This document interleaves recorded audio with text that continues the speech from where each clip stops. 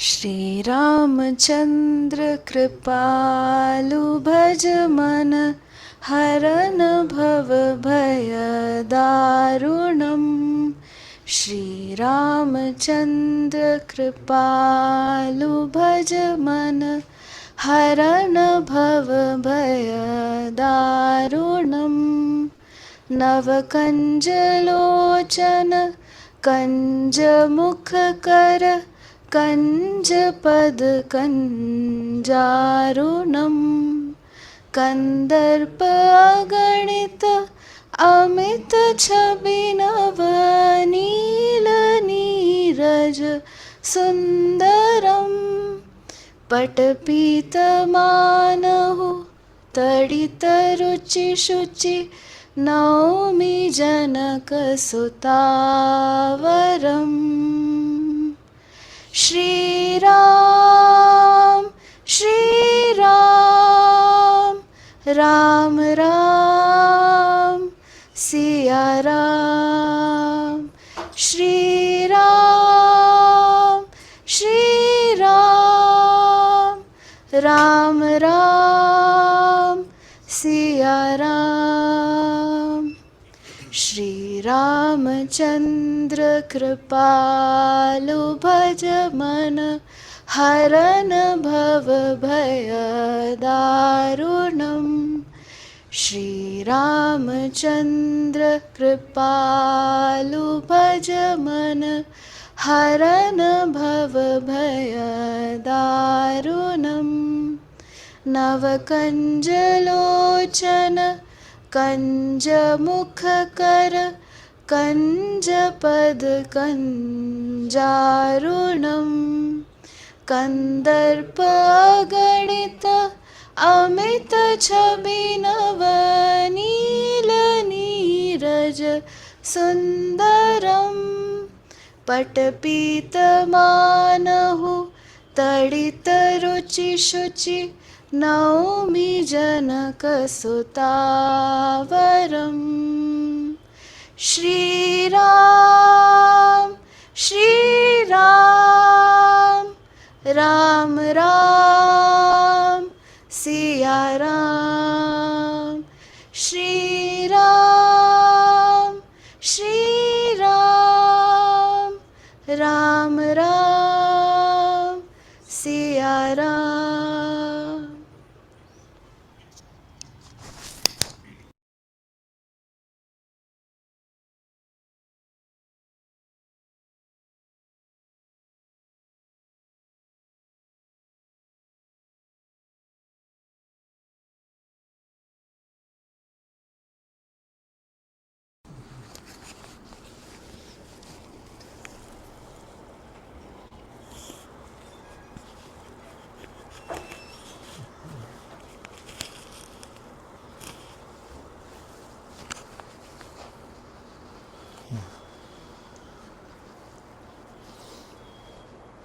Am I audible to everyone?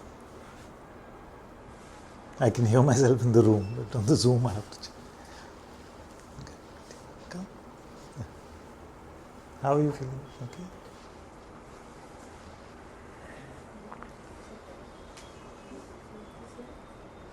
My phone will be on today, so in case it rings, it's not because the usual reason that I've forgotten. It's because somebody's in the hospital and I need to get news from them. So.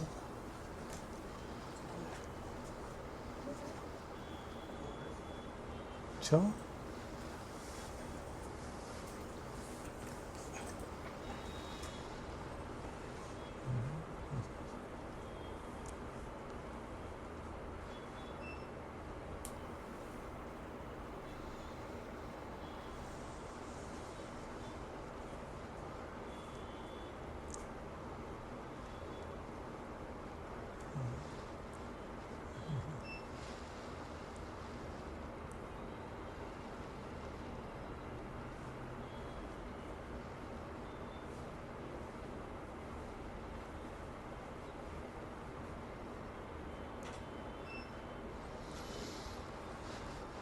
So may everything that comes out in Satsang, may every word that comes, may it come from the light of spirit, May the Atma, may the Holy Spirit guide us.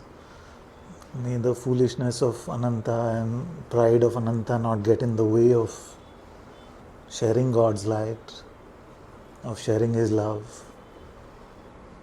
May all those who join Satsang today be blessed by the light of the Atma within. May they come to the darshan of God. May they come to the holy vision, the intuitive insight of the Lord, of the reality of themselves.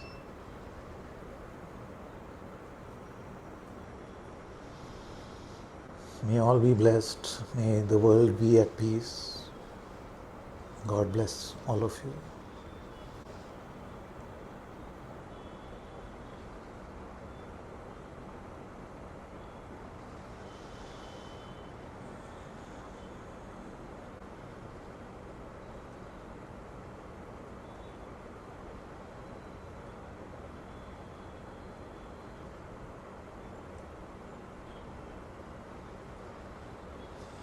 A child very sweetly asked yesterday that if you were to just tell me 3-4 things, like cut out all the jargon, cut out all the satsang language, cut out everything, and if you were to just tell me simply what are you trying to say, you see, just 3-4 things. I don't want long sermon, discourse, I don't want any of that. What is it that you want me to know? What is it that you're trying to share? And I felt it's a very nice, very beautiful question. I feel all of you should challenge me in this way. If you feel like there is something getting too complicated, big words are confusing, what is he going on about? It's very good to just ask me, what are you really trying to say? So let's see if by God's grace I can put it in very simple words, what it is that I'm trying to say. I feel like most importantly I'm trying to say that God is real and God is here. That is most importantly what I'm trying to say. God is real. He's not conceptual. He's not a feel-good idea. He's a reality and He is here. The second thing I'm trying to say is that He has made Himself available to us, although in everything, but in a special way in our heart. He has made Himself accessible, available to us in our heart. This heart is our spiritual core. It is not our physical heart, it is not our emotional heart, it is the very center of our existence. Now, His availability to us, for those of us who haven't come to His apparent darshan, or even before that, He is available to us here in the form of the Atma, which is also called the Holy Spirit. So God, in the form of the Atma within, in the form of the Holy Spirit within, is available to us at the very center of our insides, whether we call the insides soul or we call them antakarna. Don't worry about the terminology. You see? So, what am I saying? He is a reality, He is here, He can be met in our heart. Spirituality then is that process of coming to the meeting with the Spirit. That's why it's spirituality. Coming to the meeting with the Spirit and then living in the light of the Spirit. To live in the discipleship of the Spirit or the light of the Spirit is the point of spirituality. So, everything that brings us closer to Him in our heart is auspicious for us. Everything that brings us to worldly attachment and therefore to suffering is inauspicious to us when we are on the spiritual path. So fundamentally this is all that I'm saying. Now for each of those points we may speak for hours and hours, but really this is the project. Now what is the importance of this project? The importance is that most of us, most of our brothers and sisters in the world also, are not living in the reality of his light, living in the reality of the light of the Atma, the light of the spirit. So they haven't come to that insight, they haven't come to the holy meeting, the intuitive insight, to come to Atma Darshan or Atma Gyan. So don't get scared of these words. Atma Darshan, Atma Gyan only means God is here, I have to meet him, that is Atma Darshan. God is here, the knowledge of his presence, the knowledge that he is here and what he is sharing with me is Atma Gyan. You see? So don't get intimidated at all by these words.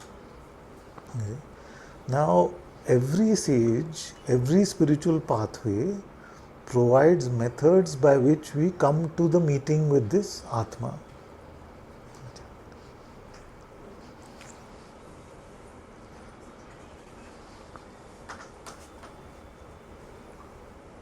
Yeah.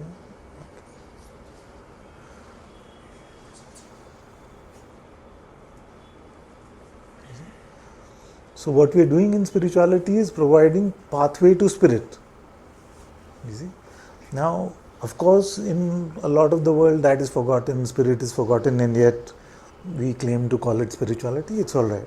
It is there. We are not really judging that. We are talking about the essence of the spirituality which is being shared here.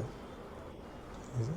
So, the meeting with the Atma, meeting with the spirit, is the primary purpose till the point that that darshan has not happened, and after that darshan has happened, to live in its will, to live in the discipleship of the Atma, is the point of spirituality. Now this spirituality may have byproducts, side effects, which is a growing of love in our heart, a deepening of love in our heart, the absence of suffering in our life, all those things that seem to bother us so much, you see, they seem to fall away as we progress on this path. Not linearly, it can be a bit up down, but in the meeting with God's presence within is the point of the end of suffering, at least most of the suffering. It may still seem to appear from time to time. We'll talk about that later, but really most have called it the end of suffering. So, and that, you see, there are two main reasons why you come to satsang. One is that you've been suffering a lot, so you want to come. You see, your suffering makes you question, like, what am I doing here? What is the purpose of my existence? What even is the point of life? All these questions we start questioning. No? So, in my case, it was that my purpose seemed to be done at a very young age. So I started to wonder then, what am I really doing here? What is the point of all of this?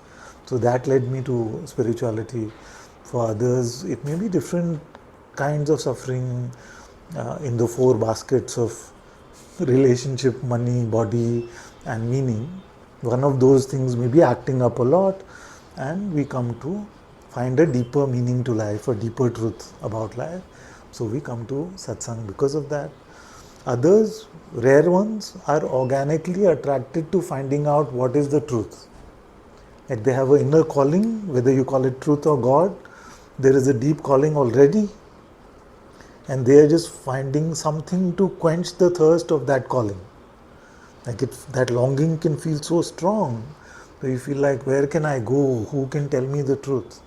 Can you show me God? Like Vivekananda constantly went to teachers and said, can you show me God? So that search, that thirst, that longing can be really strong.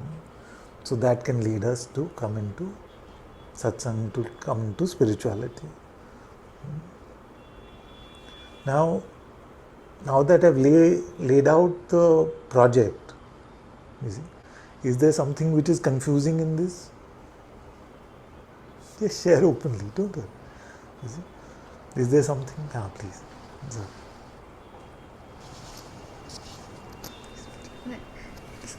Coming to the spirit or coming to the Closer, heart. la- Coming to the spirit. Closer. Sorry. Coming to the spirit, coming to the Atma. try this. This part, like you meant to meet him in the heart. So these words feel very high level, fancy. Acha. So, what do I do here? Because my So, what makes it feel like it is too high level? What gets in the way? Like a thought comes? Yeah, my mind comes like, ये कैसे achievable है? Like that. Because? Because What does it say? Does it give any reasoning also, or just it's too far-fetched? yeah, it's too far-fetched. It's like Why? unimaginable, like something like never heard of. So whenever I hear it, I feel it's like something new. And Also, we have been conditioned by society and even by teachers to believe that this can only happen to the very special ones. Highly evolved, highly spiritual. So Atma Gyan or the darshan or self-realization or God realization is only possible for if you're really super special. You see? And that is why I'm sitting here to tell you that if it can happen for a fool like me, it is available for everybody. You see? So my point is to keep that regularity, the regularness of this one apparent to everyone. Also the foolishness of this one apparent to everyone, so that God doesn't seem inaccessible to anyone. It should feel like इनके लिए हो सकता है तो सबके लिए हो सकता है. I don't feel like that, Father, about You'll get to that point. You haven't seen enough of my foolishness yet to get there. But the real point I'm trying to make is that God has made himself universally available to everyone. He is in your heart. Now, if it was not possible to meet him, then why would he stay in your heart? If it was an impossibility, you would have said, Zara ke liye to no point. So what's the point of living in her heart? She can never meet me anyway. yeah, this point to Father that Yeah. he is in my heart. Yeah. And I wonder how, where, and when will I meet him like that? That is good wondering. That all these questions are the very point of satsang. So these are the questions that are going to be answered in satsang. All the pointers, all the pathways are for that only, how to meet God. None of it really has the core intention of us becoming better people or becoming blissful or peaceful or happy. All those things will happen as a byproduct. You see, if we walk on the narrow lane to God, as we walk on that lane, all these things will happen. You see, as byproduct, but they are not the central purpose. You see, so satsang like this is not for any other byproduct.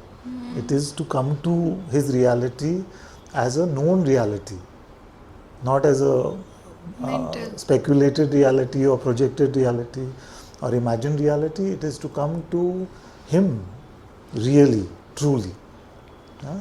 So I can only tell you, so I am telling you that it is not at all impossible for you. In fact, it is possible universally. You see, and now that you are in satsang, it's even more possible. You see? So don't allow your mind to bully you into believing that it's not for you, it will not happen for you. The point of coming here is to meet him, and the point of him being there is for you to meet him. Like, why would he waste his energy? Just oversimplifying, but why would he be available if it was impossible to meet? कि साहब तो, sorry, I'll translate in English, but साहब तो कमरे में है, तो उनसे कौन मिल सकता है? कोई नहीं मिल सकता. Then there's no point, right? You see?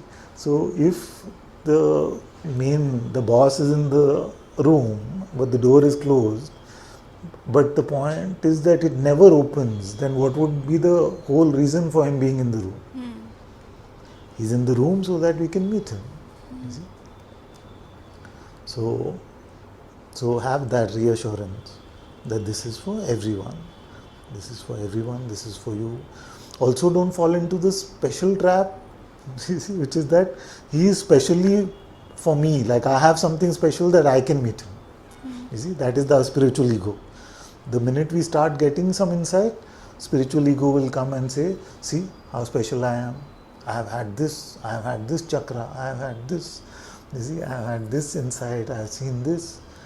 Never to fall into any of those traps, because they close the door also. You see? So just as the idea of inaccessibility not possible, you see, then you don't turn only. You see, if I said, okay, there is no Vithala there, so why should I turn? You see, or it's not possible only for me to turn to Vithala. You see? Then I block myself only. No, he's waiting there. Then I block myself only. And second is, I saw him. You see, him is secondary, but the fact that I saw him is primary. Like I saw him. You see, it should more be like I saw him. You see? So that is the spiritual project, so to speak. That when we turn inwards, we find the calling, and that if we follow the fragrance of the calling, we'll go deeper and deeper to the holy lands of the interior castle, as Saint Teresa of Avila called it. And in the very center of this holy land, the kingdom of heaven, the Vrindavan in our hearts, is the Lord Himself.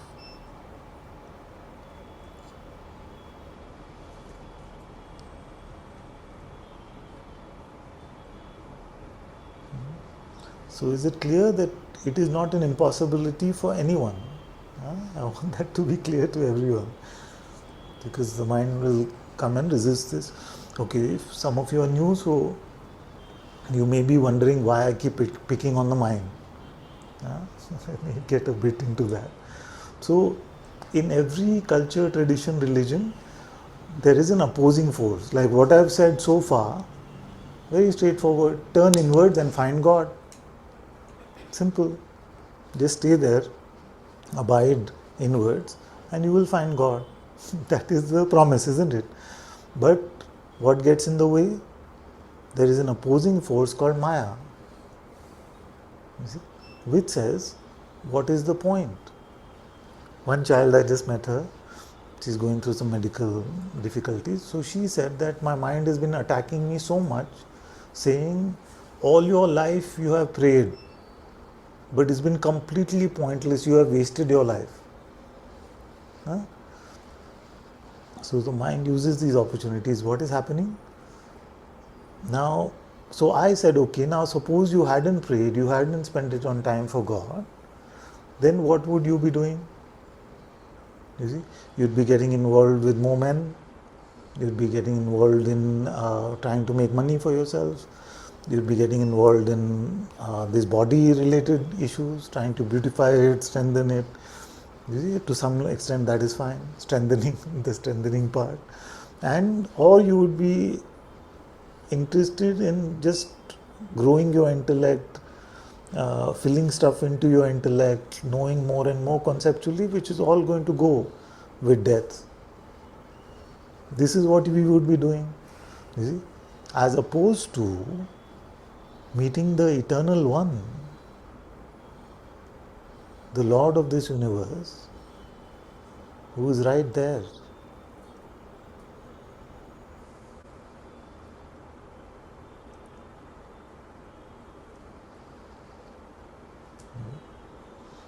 Now, when it sounds far-fetched to you, what I'm saying, that He's right there in your heart, then you just have to ask yourself one question, isn't it?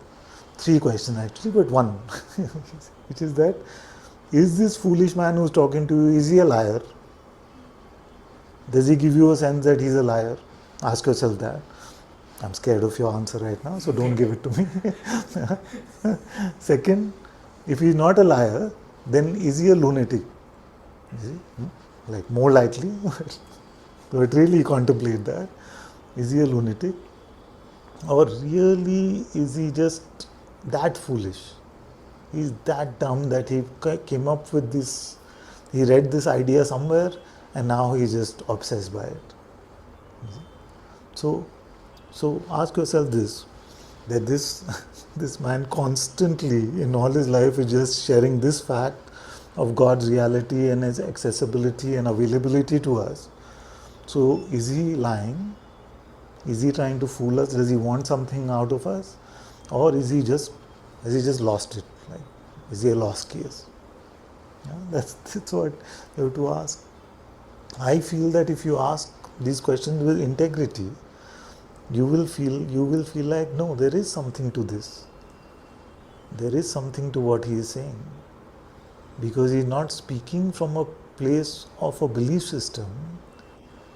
He is speaking as an instrument of that very one. You see? So if you search in your heart, you will find that what is being shared from here, at least at the moment, many times my pride, ego, foolishness contaminates what is being shared, but at least what is being shared about God's reality and His accessibility and availability to us is coming straight from the horse's mouth. He wants you to know this about Him.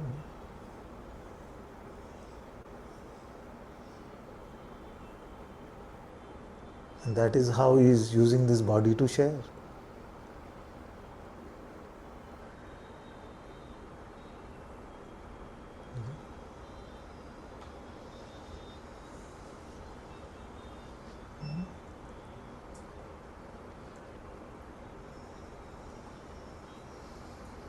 So what I've shared so far should be extremely good news, isn't it?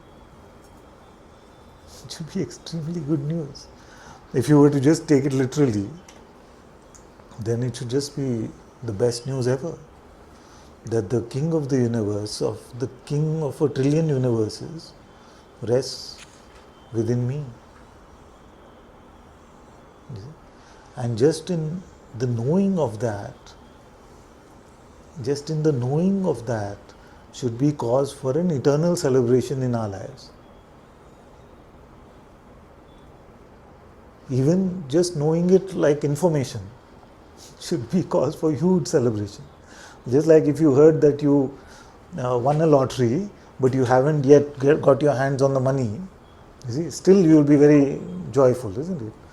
Not, I mean, the lottery is 20 rupees, then no, but you see, but you know what I'm saying. Just receiving that good news, that information, should be enough to make you joyful. You see, but as I am saying this, you will find that the force of Maya using the mind. That's why I keep picking on the mind. You see, the lawyer for Maya, which is the mind, the lawyer for our ego, our individuality, the voice of separation, which keeps us away from meeting God, may be already projecting doubt, not going to happen, not so easy, easier said than done. You see, all kinds of rubbish to get you away from the real project, the real design of your life. So your soul, your antakarna is designed for this holy love rendezvous with God. You see, your very design is that. You see, when we are only wasting our entire life on external things, then we are just not living up to our true design. We are wasting our potential actually. You see, those who come into spirituality are mostly accused of wasting their potential, isn't it? What are you doing with your life? You could have been somebody. You could have become someone. You see, you are just sitting and praying. When you say Antakarna is the inner world? The inner instrument, like mind, emotion, intellect, all of these pain, pleasure, there's so many, imagination, memory. So it's very difficult to say all of it in one shot. So, like I was saying last time, I could say body, mind, memory, intellect, ego, self, all of these things. Or just use a simple word, soul, antakarna. Now, some may quibble and, what is the word? Quibble. Quibbles is what I'm feeding Aslan, so I'm used to saying that. So, quibble about the word and say, but antakarna is a little different from the soul. Doesn't matter. Don't worry about any of that. In your insides, there is the capacity to meet God. You see, that is the main thing. Now, in the very innermost chamber of your insides is what we call your spiritual heart. In your heart, He delights to stay. He's right there waiting for you. And some of these words may have a familiar calling for you as if they are coming from your inside. You see? Because they may seem familiar to you in their fragrance, if not their words. You see? So He is there, but His calling is not pushy, it's not authoritative, it's not forceful.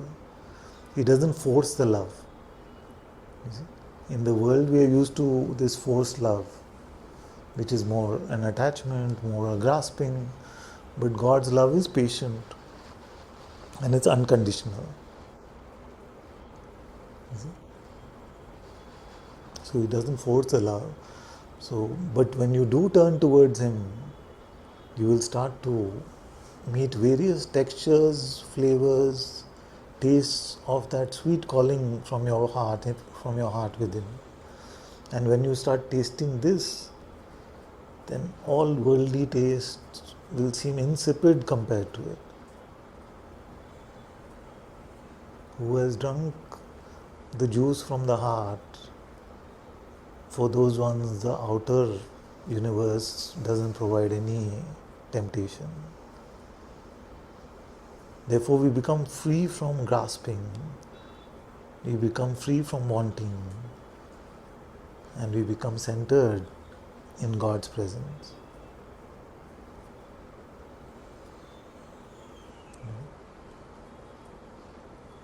Now, what happens when you meet the Atma?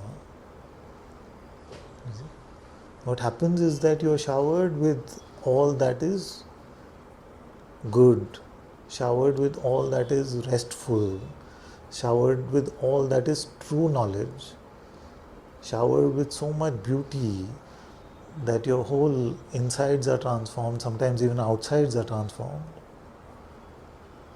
And I don't just mean with beard and things like that, like Sadhu Baba, but even outside sometimes are transformed. You see, so all that is good is available to us only there. And one of the most important things I would say is that you get true self-knowledge, capital S. Who are you in reality is shown to you over there. The lack of distinction between or difference between yourself and God is shown to you over there. That I am that is shown to us over there. So that it no longer remains just a speculation or something that we read. It becomes a lived experience, a lived reality. It is not something that is remembered or forgotten. It becomes your natural realization. So then all the suffering related to the false identity, and all suffering is related to the false identity, falls away. You see? You are suffering from the problems that your identity is having, isn't it? You see? What you take yourself to be is having these problems. Even your body is right now maybe not having any problem. But it is your mental identity, your projected identity, which says, I want this, I can't live without this, I only want to be like this. this should be in my life, this should not be in my life, all that ideas about wanting and not wanting, desire and aversion, you see, is causing all the suffering in our lives.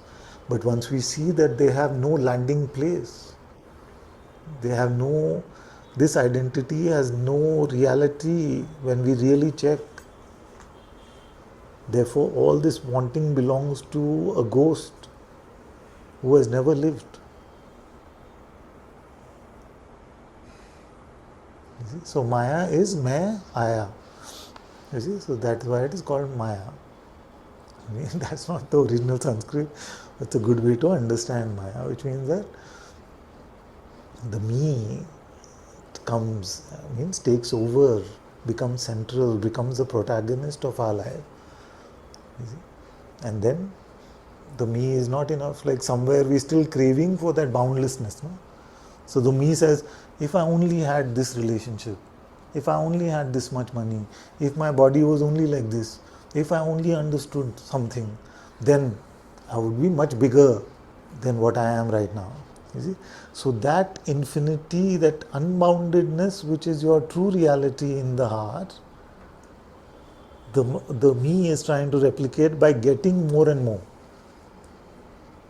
pleasure, accomplishments, material things. You see, by getting more and more, it's trying to make itself infinite in this way.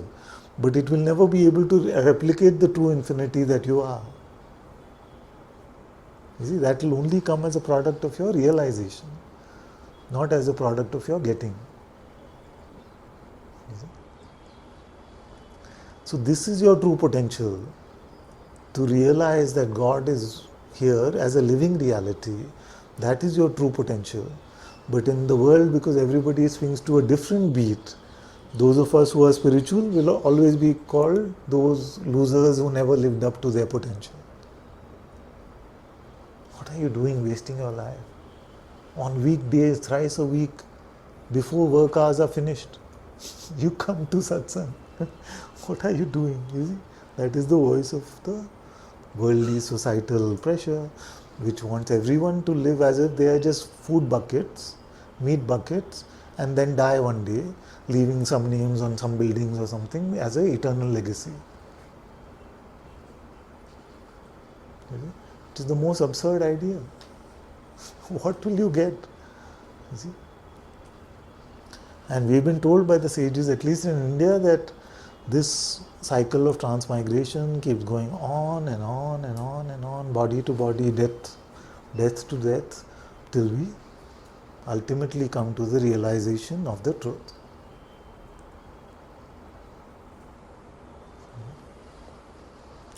So my request, my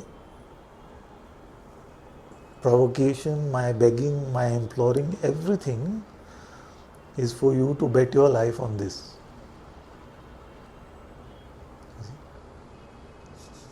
To bet your life on the fact of God's reality, on the fact of Atma Gyan, on the fact of Atma Darshan, of the possibility of leading a life in the light of the Holy Spirit. You see? Because you will not be able to do this half-heartedly. You see? If you get married to someone, and you say, can I do this marriage half-heartedly? It's not going to be a good relationship, isn't it? So in the same way, your relationship with God has to be full-heartedly. Full. You see? Your heart must belong to Him. His heart already belongs to you. You will see that more and more. You see? You will see that more and more. His heart belongs to you already. Yeah?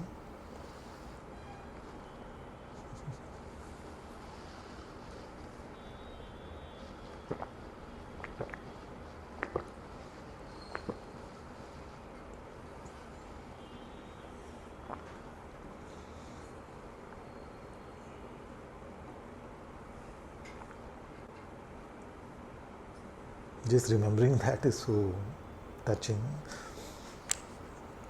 that He has not held Himself back from us. He has made Himself fully available. He just wants us to turn towards Him full-heartedly. For whose sake? For our own sake. For our own sake.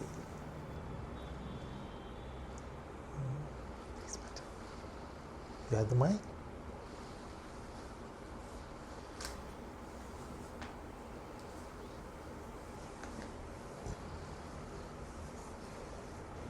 Father, after our last conversation, I was exploring that, and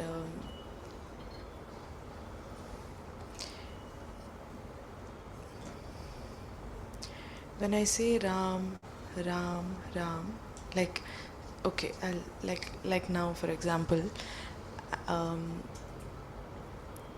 I feel I come to two different places when I say Ram versus when I ask who am I. Yeah. When I ask who am I, it feels like I'm coming to a place even further than, even deeper than when I say Ram. And I shared with you that um, that sweet presence of God is felt when I say Ram, Ram. It takes me to that place. It feels like a lot of comfort, love, like that, no? But when I ask who am I, it it the that place, there's I don't feel the love or presence. It's even beyond. Like I feel, I'm, for lack of words, I'm saying I feel I go to a place where there is no love and presence, but I don't. Um, that's why I feel scary and come back. So last 2 days I was experimenting with this, and immediately I want to start saying Ram, Ram, and Safety. come back to safety, because it's feeling like Too stark? too scary. Too Yeah, scary. like that emptiness, Yeah. even without God's presence. Do it now.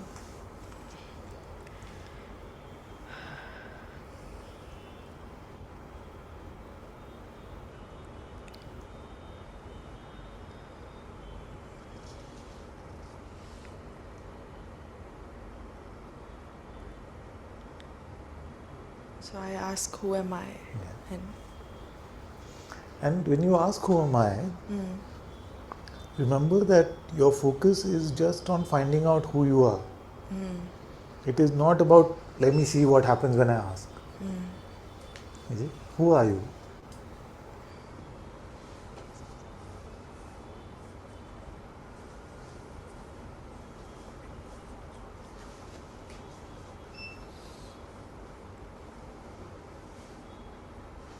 Everything else that comes, let it come and let it go.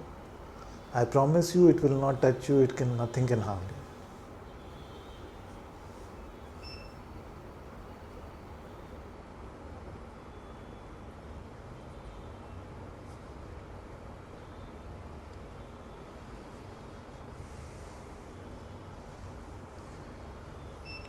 Every thought that appears, ask yourself, who witnesses that? And feel free to keep telling me if you will. yeah.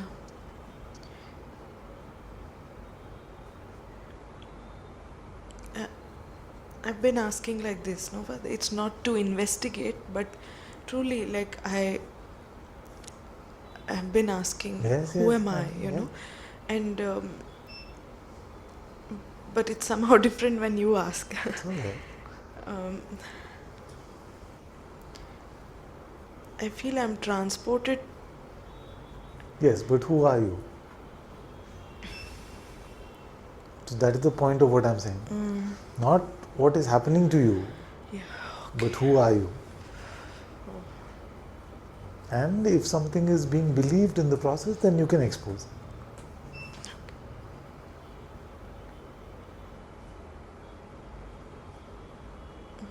I see what you're saying. I see what you're saying now. Yeah.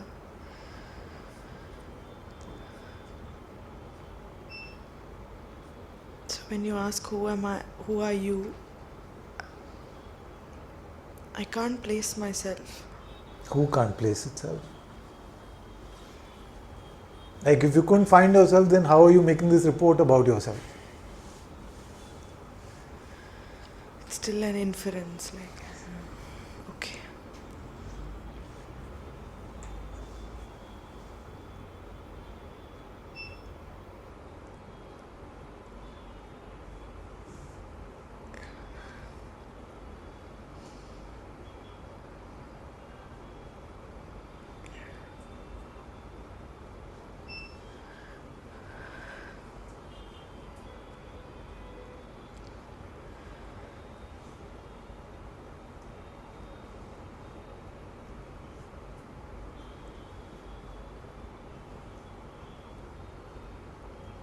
I am.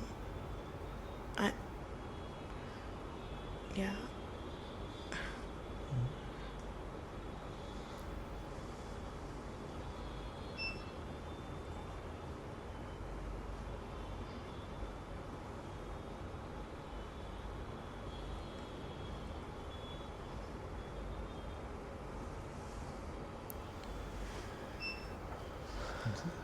So that's where you wait.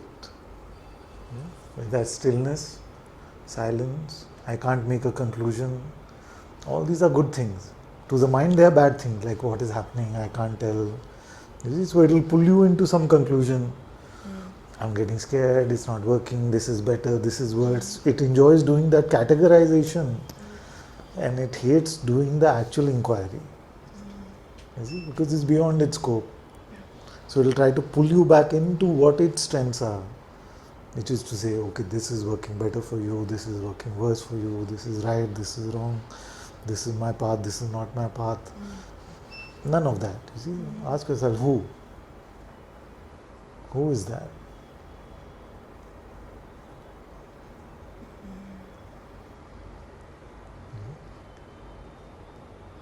So this waiting, this stillness brings you to the same place as if you were to keep all outpouring, everything aside. This place is the same place that the Lord's name will also bring you. You see?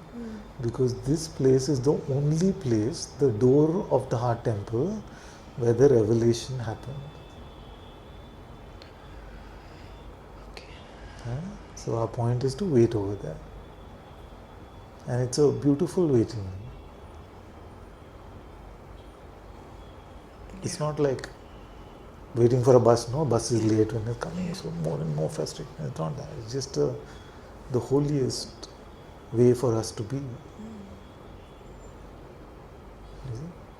The maximum we can come to using our faculties. Yeah.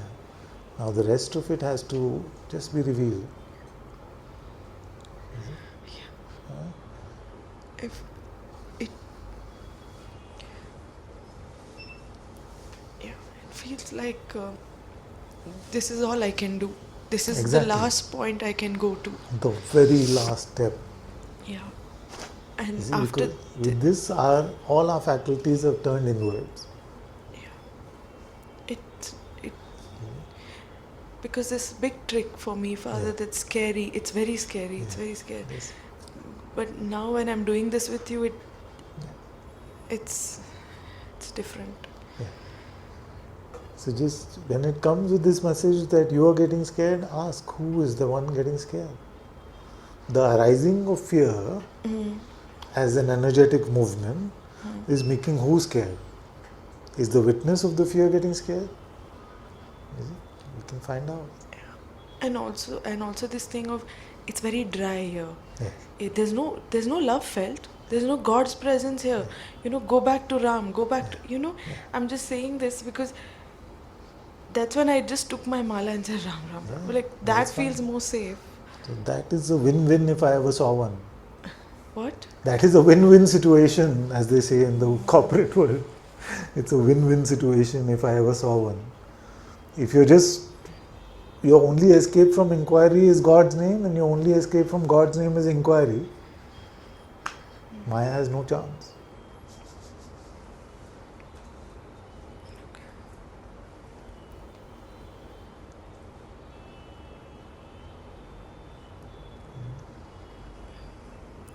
some idea around inquiry, Father. That's around inquiry that. But yeah, last time also it was very nice, like beautiful talking to you, because I was convinced that, well, there's no place for humility in inquiry. Like all that happened, something was there It's the then. most humbling.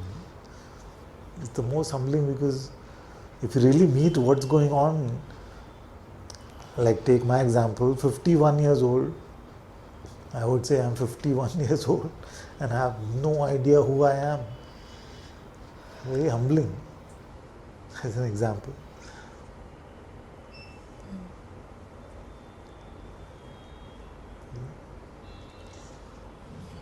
So when I ask who am I, my attention is drawn. Yes. Yes. Everything is turned inwards. And that inward turning is what that silence, stillness, the door to the heart temple is.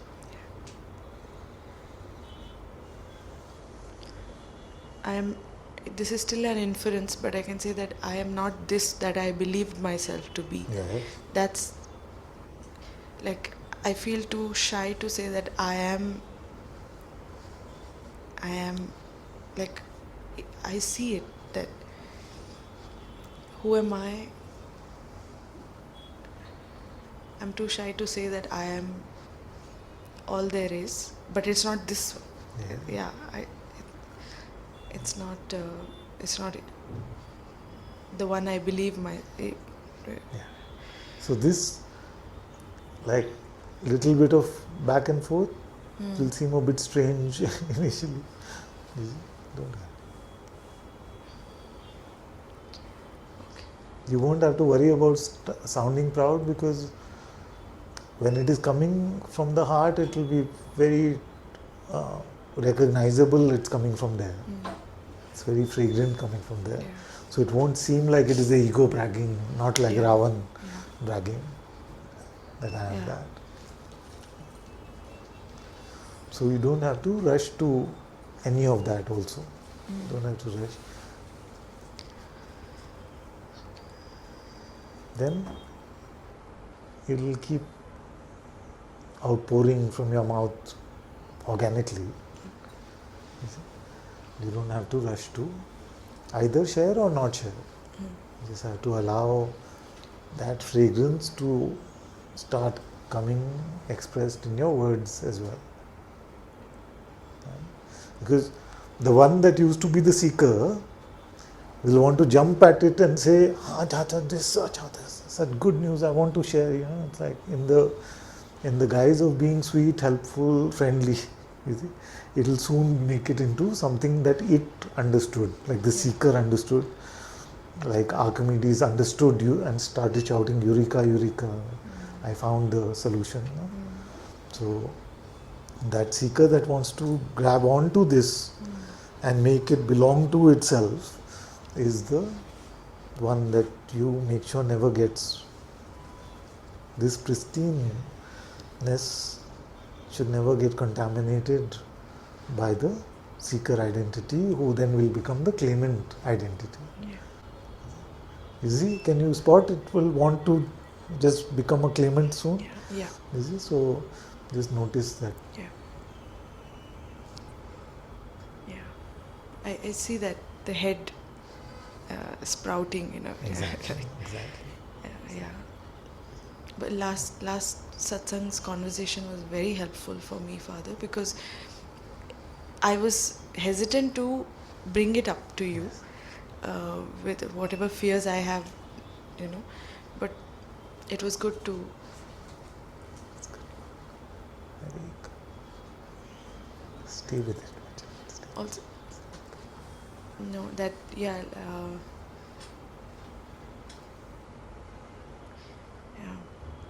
and to keep staying there, not come.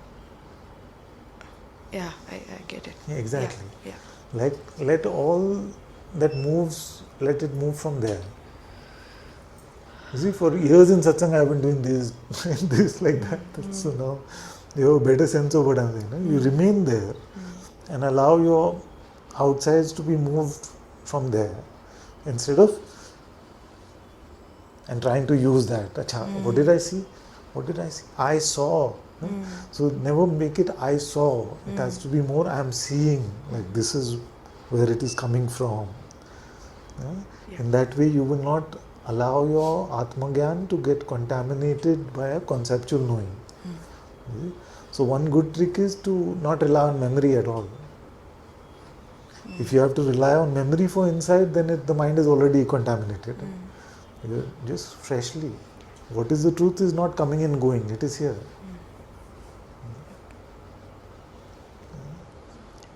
Thank you. So well.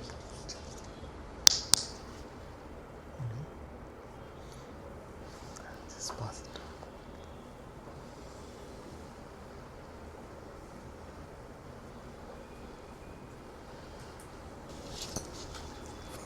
Father, so when you're saying that wait at the door of temple, you're waiting with open and empty. And are you waiting for? Am I waiting for Atma Darshan, or waiting itself is Atma Darshan? No, neither. So the waiting means that all the conditions, concepts, constructs have been left behind. You see, just for communication we call it waiting, no? But we are really empty, like you said. We are empty. Now we are not saying when will God come, what's the time, he's so late, we're not doing any of that. He's just available.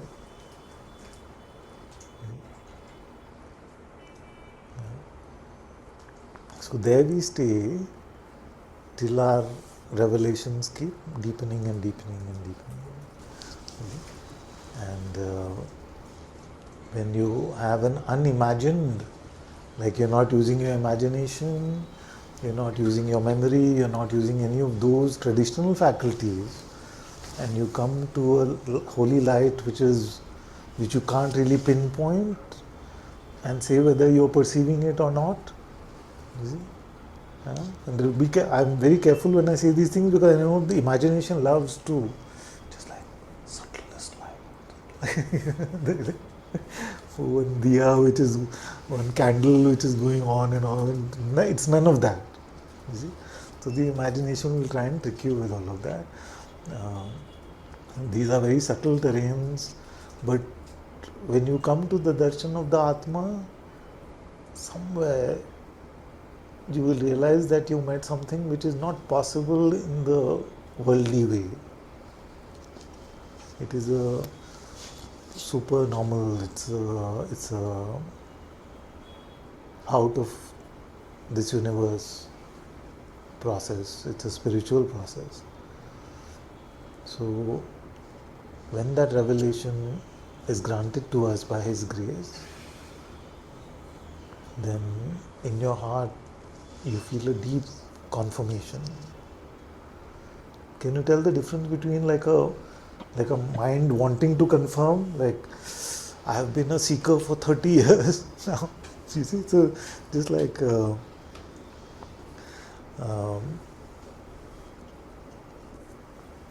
what is a good example? If you keep looking at a problem, no,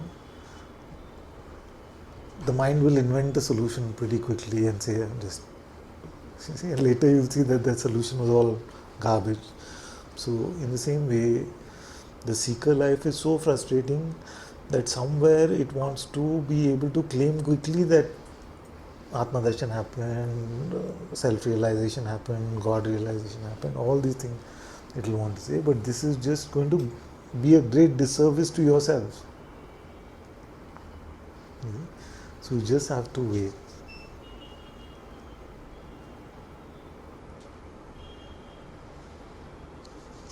Till you find that something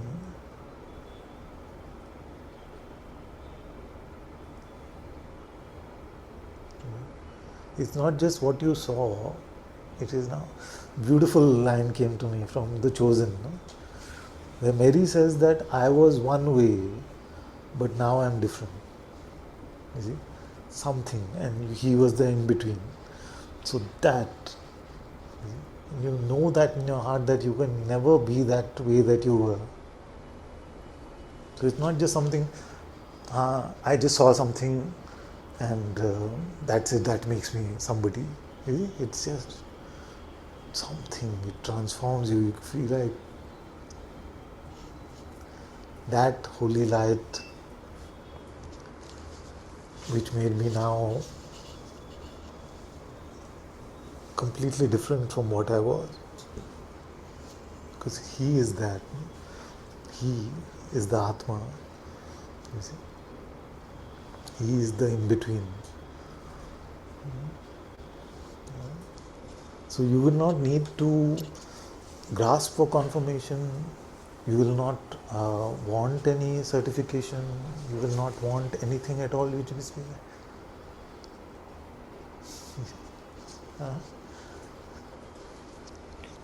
Father, being there, so-called waiting or being open and empty, yeah. that itself has some sweet taste. So Yes, it is. isn't that the glimpse, or It it's is still all. have to wait? So that's why I like the word outpouring, which is that the door is not closed from his side. Which is that only our visibility is blocked because our eyes have not opened up enough yet. So like in the sanctum sanctorum, you've gone to the dark garbhagriha of a temple and you're waiting for your eyes to be able to meet him. You see? But that doesn't mean that he is not showering his blessings on you already. At the same time, just taking that as everything, and it's also, no, I mean, that's not, I mean, this could be an illusion of, okay, that is the peace I'm already seeing, and Yeah. that's it. See, if there's a tendency to take it and run, then it's not it. You come to that, you will never want to leave that. You are like more, deeper, more, more in your heart. On your outside, you feel so complete and full. You feel like that. But on the inside, you will never want to leave that. You won't say, okay, now, is it done now? Is my project done? Is exam over now? Is my, what's my report card? That's not the spiritual project. It is that falling in love where you got a glimpse of the beloved and you just want more and more. You may not want anyone to say you're done, because that done may feel like, is he saying I shouldn't go there anymore, that I'm done? No, I'm not done. I want to go more. I want to deeper. Reverse compared to worldly achievement and things like that, and the spiritual project, it's all reverse.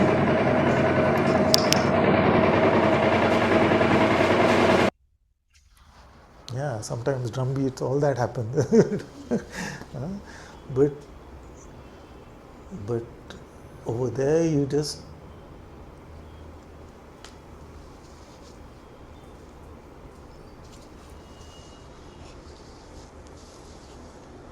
Father, there is a there is a there is a Maya force which is pulling me out from that space of opening. But then, what is the force which is keeping me there, Father? it's his calling, it's his love. That's why I said two forces, no? His love is patient and yet it is always calling us in. So, but there is definitely something tangible in my mind to achieve when it is Maya. But then, What you said, what I'm achieving when I'm at the door is that you glimpse of already said it's tangible in your mind, that's but pull, it's right? beyond the scope of the mind.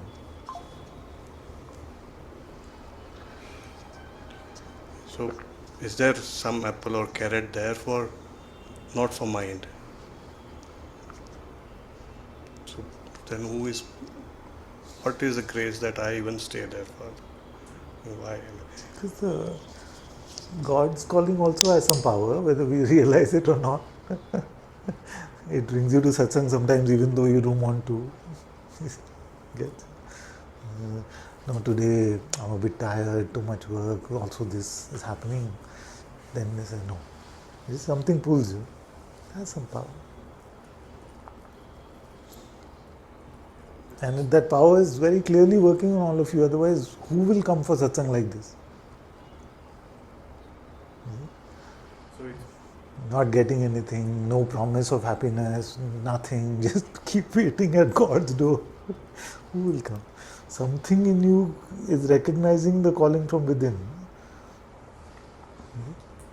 it's reassuring that it's not only I who have to fight against Maya, it's also him is helping me.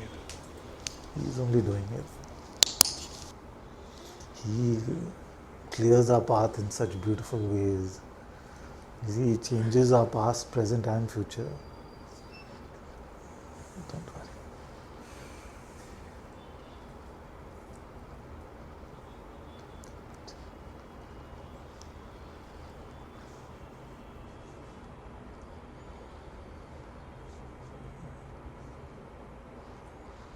So when awakening happens, there is really no grasping for any position or enlightenment certificate or any of that. It's just a very deep contentment. Just that peace which you never felt before. No? You just, what will you do with people calling you enlightened or unenlightened? It has no meaning for you. You see? That grasping is not there at all.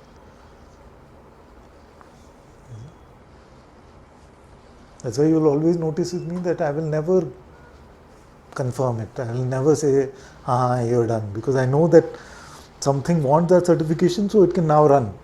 Like I can run with it now, I'm free now. So I'll keep hinting at it, I'll keep saying things to keep you turned there, but I'll never say, no, you are done.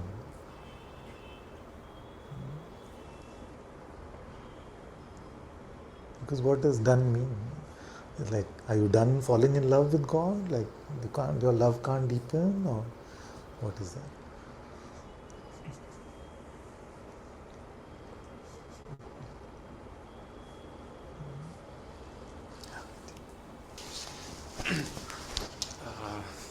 I don't know if I have a summary or what's happening or a report I can say. But I'm so grateful that I met you in my life, Father. Came here 2 years ago, ups and downs and stuff.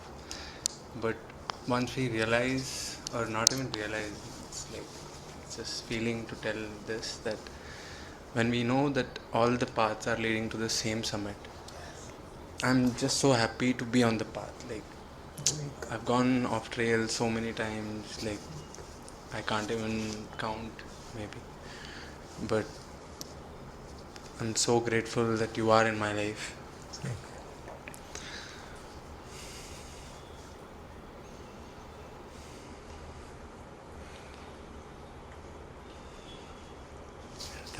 I'd like to say thank you.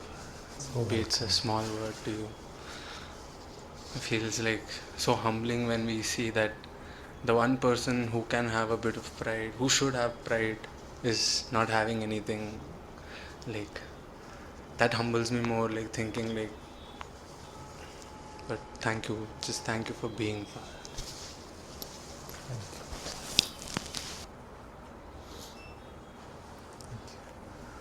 I am very happy that you'll be staying and allowing this process to happen for you. Of course, like you said, there have been ups and downs, and they will be on this path. Maya will play. But if you stay strong in your heart, holding Atma's hand, holding my hand, we'll walk this together. I'm with you always. Yes.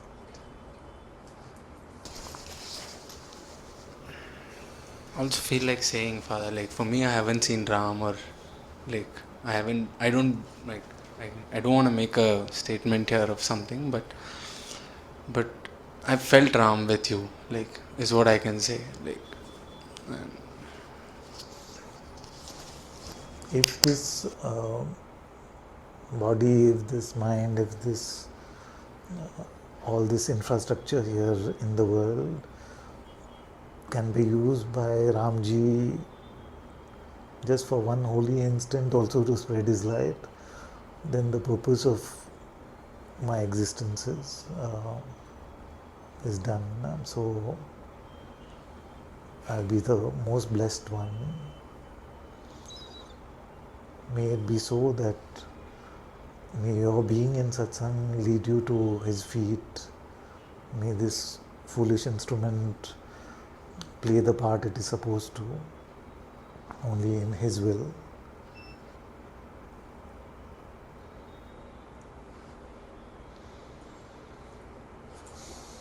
May the Lord of my heart, Ramji, bless you more and more.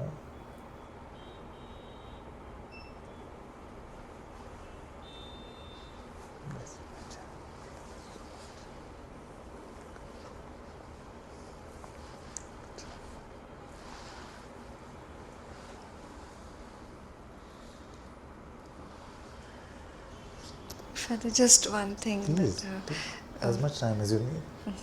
you mentioned about that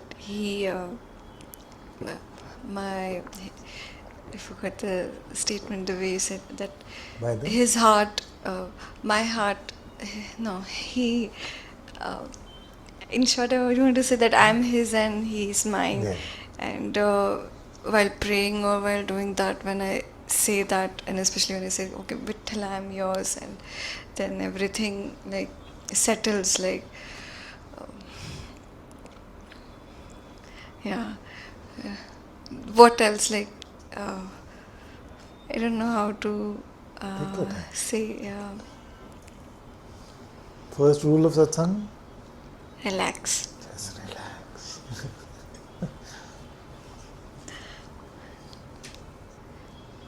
What I was saying is that He has already given His heart to us. You know? So there is nothing to worry about this being an unreciprocated relationship. All that needs is for us to turn and give our heart to Him. Yeah, it's a very big sentence, like big thing, like It's a big reassurance, I hope. yeah, Yes. yeah.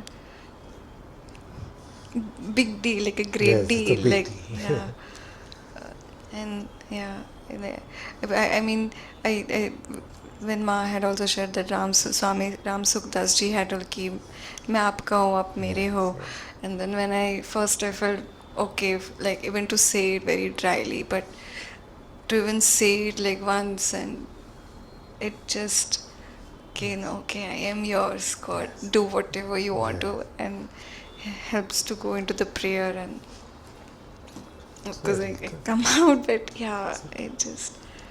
I also love that statement that hey nath मैं आपको भूलूं नहीं, hey nath मैं आपको भूलूं नहीं, and then I'm like okay, yeah, please God, and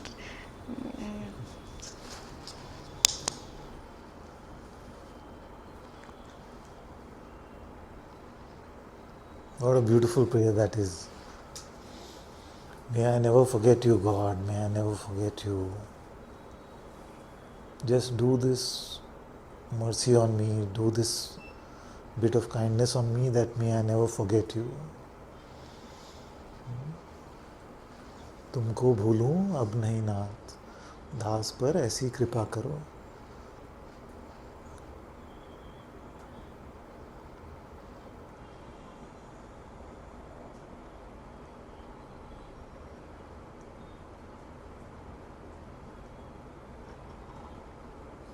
So when we say Maya is the stealer of time, how does it steal our time? It steals our time by making us forget about God and bringing the center, the camera focus back on me. Look at me, think about me, what about me? And in every facet of our life, including spirituality. In fact, the spiritual me is the worst. I like this, I am a bhakta, I am a jnani, I don't like, I want, I think, this helps me, this doesn't do. All this me goes on in spirituality also. And with the slightest experience, this one wants to climb a mountain and say, yes, I am the one, I am the chosen one. So That one we have to keep being vigilant about.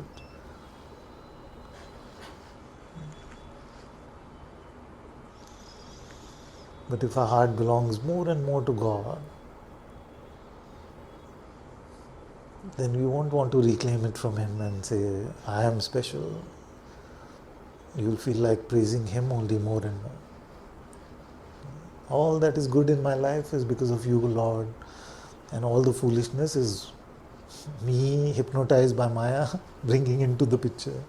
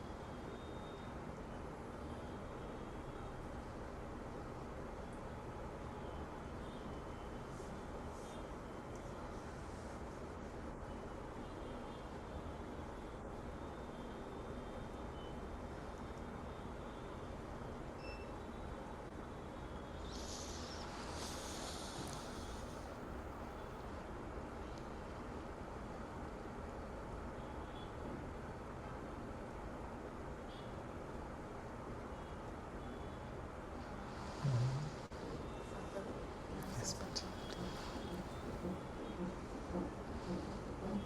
any news first?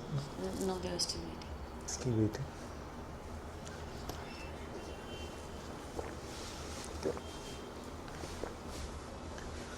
I just want to say this aloud.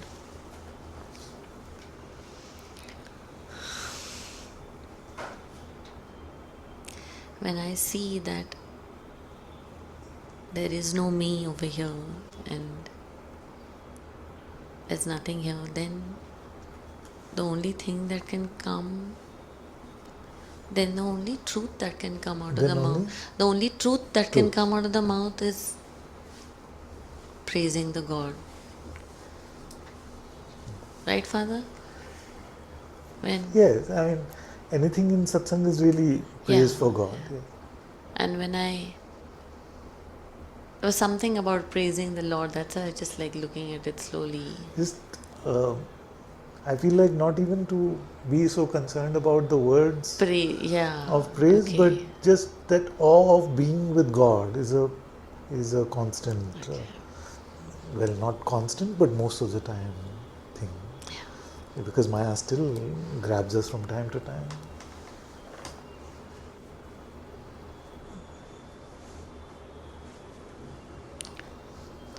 Okay, that praise word was... No, it's fine. Praise is a byproduct of the awe is praise. An outcome of the awe is praise. And sometimes to praise leads to awe also. Sometimes when you're feeling very dry and things like that, just praise Him. I say, my God is so merciful, Ramji is so kind, He's taking care of me so much. And you feel that heart melting, your heart feeling so, even when it starts, so it works both ways. That's good. So let me correct myself. So sometimes awe produces the praise, and sometimes praise then activates the awe. That's good. Yeah.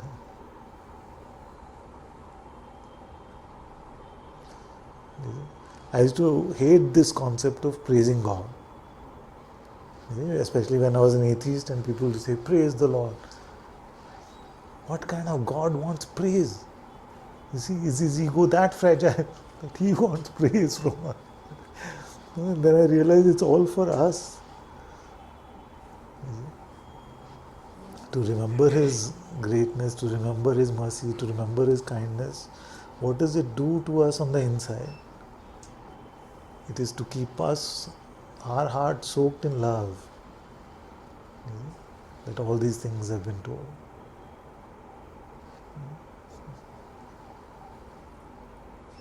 Beautiful.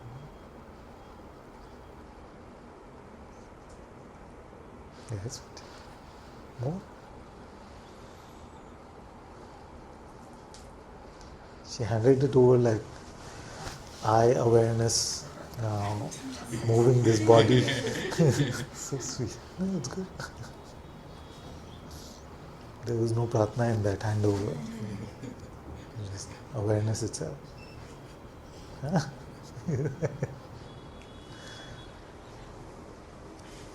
Other आपने आज वो group में you put no कि आप you are जैसे भी god's will you want like if you're learning or not learning, if it is good, you just want to do Serve him. serve him. It's very like I don't like how do I say? You're very inspiring, Father. Yes. So what is the Maha Mantra of the ego? मेरी मर्जी मेरी Huh? मर्जी me मेरी मर्जी. Myself. Yeah. What's in it for me? In every situation we go to in life, the ego is always calculating what's in it for me, what's in it for me. So when we change the locus of that, we change our center of gravity to what would God have me do, what is God's will at this moment, you see, then that becomes a huge part in our transformation. That not my will but thy will be done. No? So when we start focusing on thy will, then that becomes very important, and without this leg of agency, doership, pride, all of these things, then the ego becomes very, very light. A lot of the ego is built up by this doership. I did, I am doing, I am getting.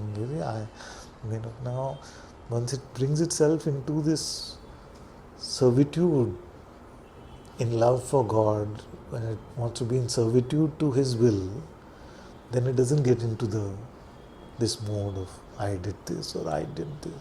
Now, also guilt on the other side of it. You see? We keep beating ourselves up about so many things. Rather, we should have faith in God that now that we've turned to Him, His grace will fix everything.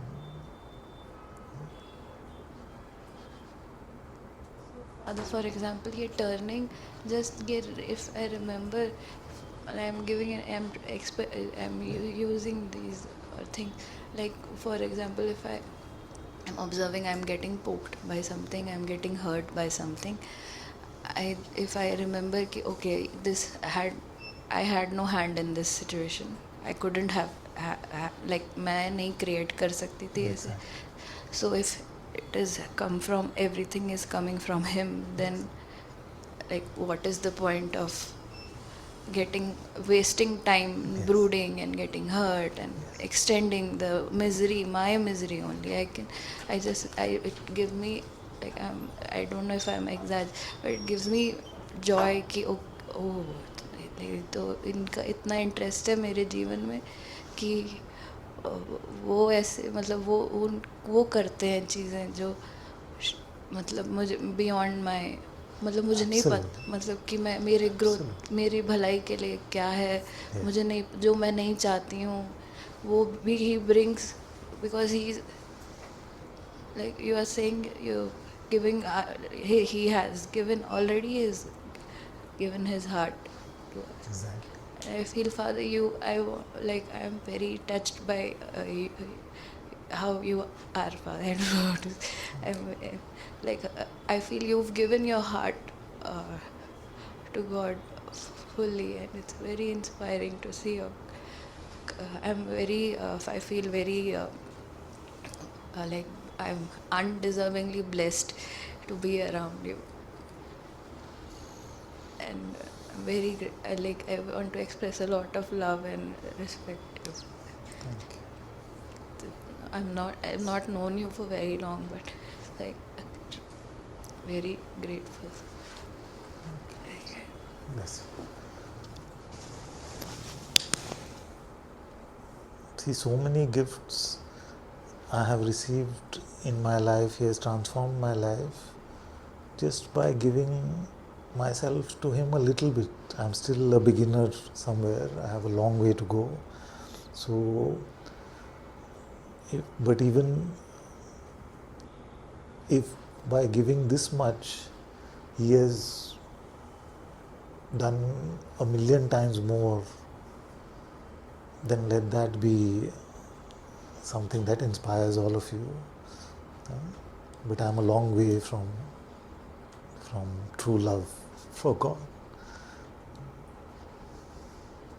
Thoda like he's right in saying like like your qualities are like Ram ji ki if like I'm not trying. No, I know you're being sincere, but if I can be a toenail of His toenail, then that is enough.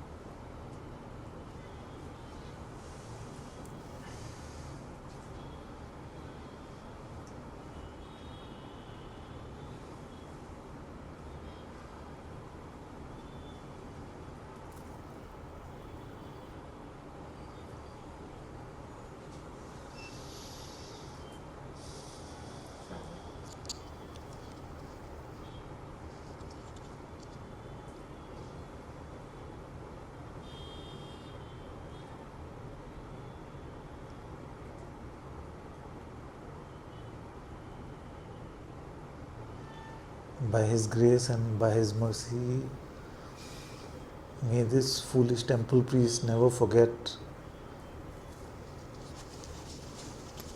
that everything is in His glory, His light.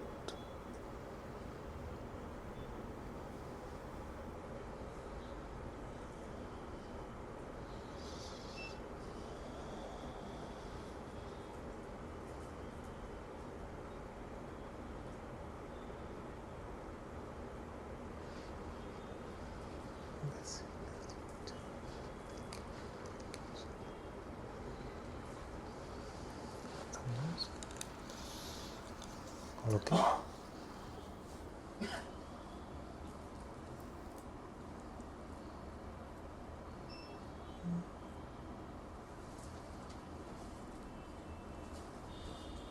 Okay, nothing to worry. Good, that's all. Thank you.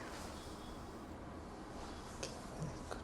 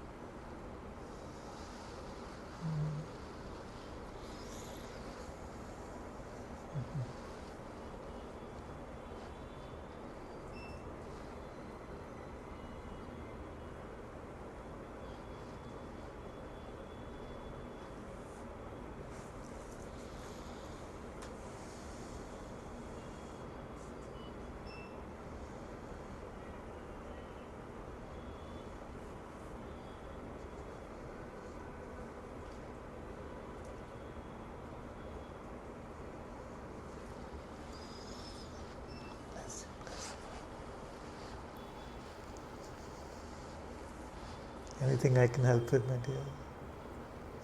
Anything I can help with? Any question comes to you? I think there's a lot of things you've said today that I resonated with. This is my first time, but there are a lot of things you said that I resonated with. There's something I'm going to take back, which is you said, I may not be able to say it exactly how you said it, but I think you were talking about whatever's happening to us is happening to our current identity. And for me, that's something that I feel like I have forgotten, or I forget sometimes. So I'm going to take that back with me. And I am grateful to Anuksha for bringing me here. She's told me a lot actually about you. And I did believe that there was a time in my life, you were talking about how we need a teacher. Some people who are meant to be on the path, you can't stop them. They're going to be on the path and find. And I think I was a person like that. And there was a time I went up to my mom, I was very young, and I said, I need a guru, I need a teacher. And she didn't understand it. I was so young. I didn't understand it myself. But as I grew older, it became more apparent. And over time, I found the terminology and what is it called, what path am I on, and more information. And a lot of it, like you said, was found in silence, was found through a lot of transformation, painful transformations that I went through. And so now I believe that if I am brought to any place, even through a person, I find it myself, that there must be something for me there. So yeah, that is what I'm going to take back from what you've said. So thank you. So welcome. And when do you go back? I'm leaving tomorrow evening. Bless.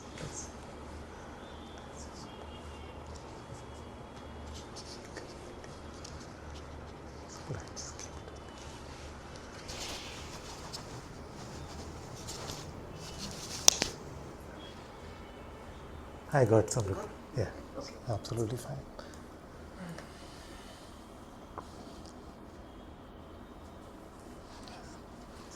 Thank you so much.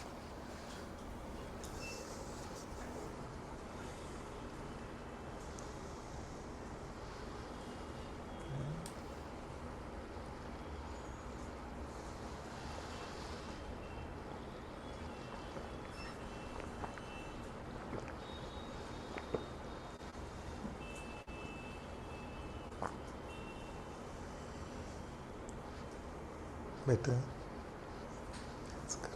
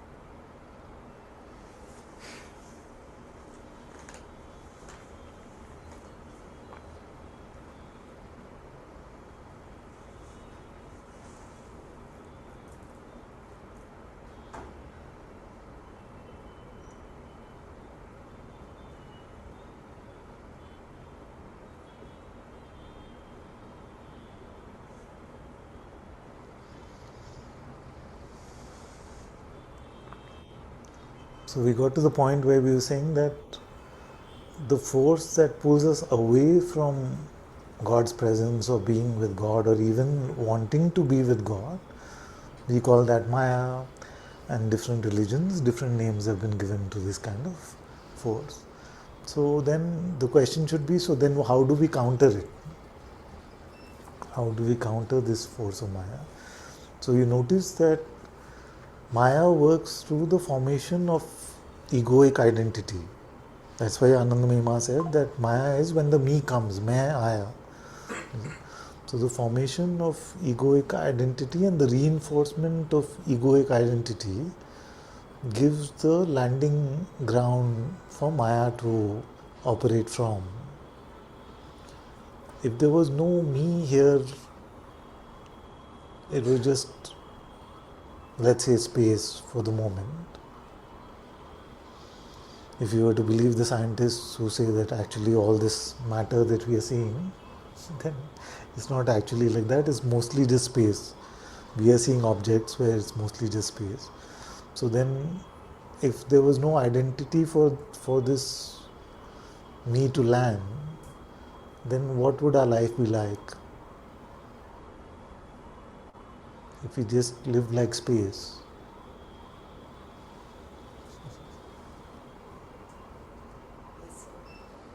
Huh? Blissful, peaceful, open, accepting. So, another word for ego is resistance. To resist what is ego.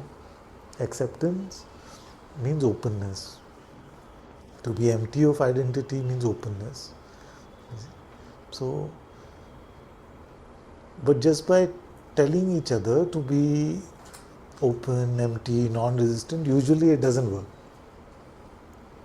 You see, we usually just we become resistant to the idea of empty, mostly. And on more trickier terrain is when the idea of empty itself is used as resistance to being empty. You see? That I should be empty, now is my new position, that I will just be empty, I will just be empty. So often I've poked a little bit for fun of this idea of I live only spontaneously, I have no plan. But anybody looking at that will say, but that is your plan. You see, you have not escaped planning, your plan now seems like it is empty of plan, but that is the new plan. You see, so in the same way, empty also becomes like that. Yeah? That I am being empty. That my spiritual project is to be empty. You see, instead of the falling into innocence, which is empty like that, then it becomes like it's a job, like I'm empty, I'm so empty right now. See, no thought, see, no thought. See, like that. So that is not empty. Yeah? So it's very tricky. So sages realized that it's very tricky. So they said, okay, what is the simplest thing? The simplest thing you can do is take God's name.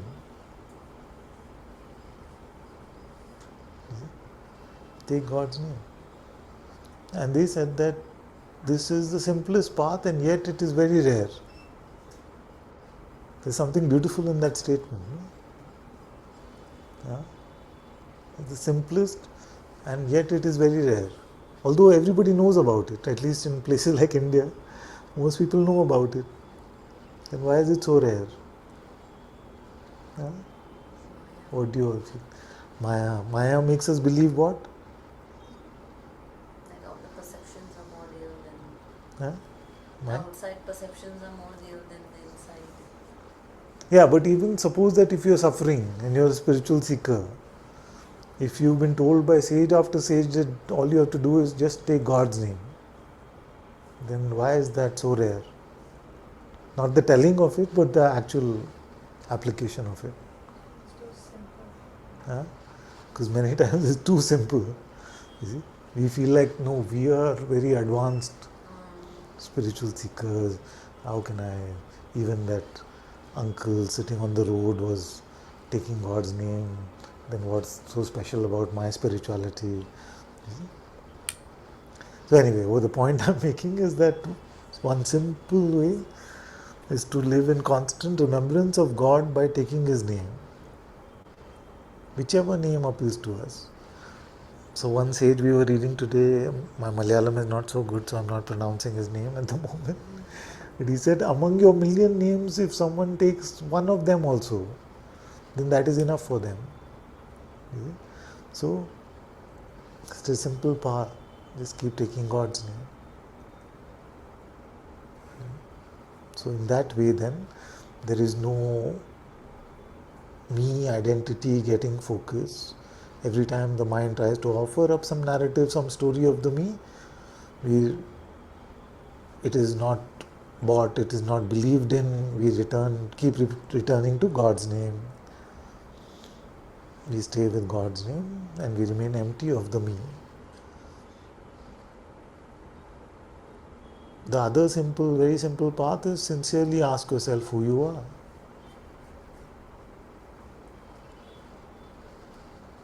Who am I? Who am I in reality? The mind may offer up an idea, says, I am Ananta, I am a man. So we notice the idea and ask who witnesses that thought.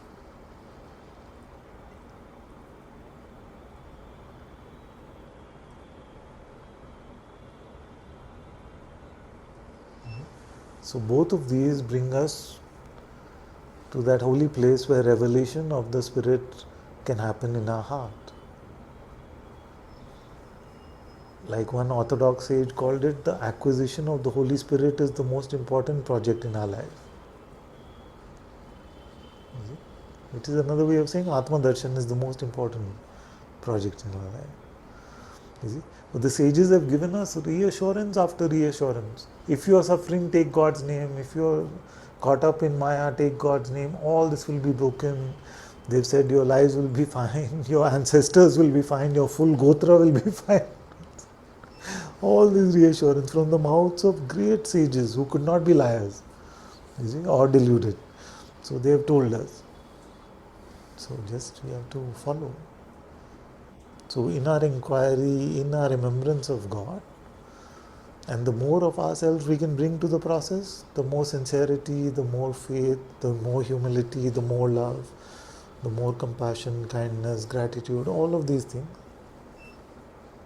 will just add to our deepening, add to us staying in that holy place of revelation. So if we say spirituality is about these 2 R's, which is recollection, the inside gets, all our faculties get recollected and pointed towards God's light, and revelation, which is purely a work of the Atma within, then we have to focus on the recollection part. The revelation will happen when the revelation happens by grace. But let me say this one thing, which is that suppose that we spend our entire lives in that holy recollected place, it will be the holiest life. There is no regret about it. That's why I'm saying the waiting itself is not like waiting for a bus that you're wasting time. It is 1,000,000 times higher than anything we could be doing in the world.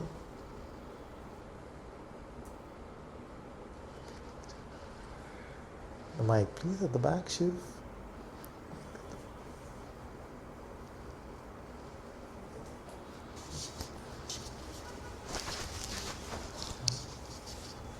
When I ask who am I and I come to this place, that's what, and when I say Ram, this is what you mean by the door, no? Yes. And Atma Darshan is when the door opens. Yes, and the point I'm making is that if I was to spend 1,000 lifetimes just waiting at his door, there would be the most beautiful lifetime. I would have nothing to complain about.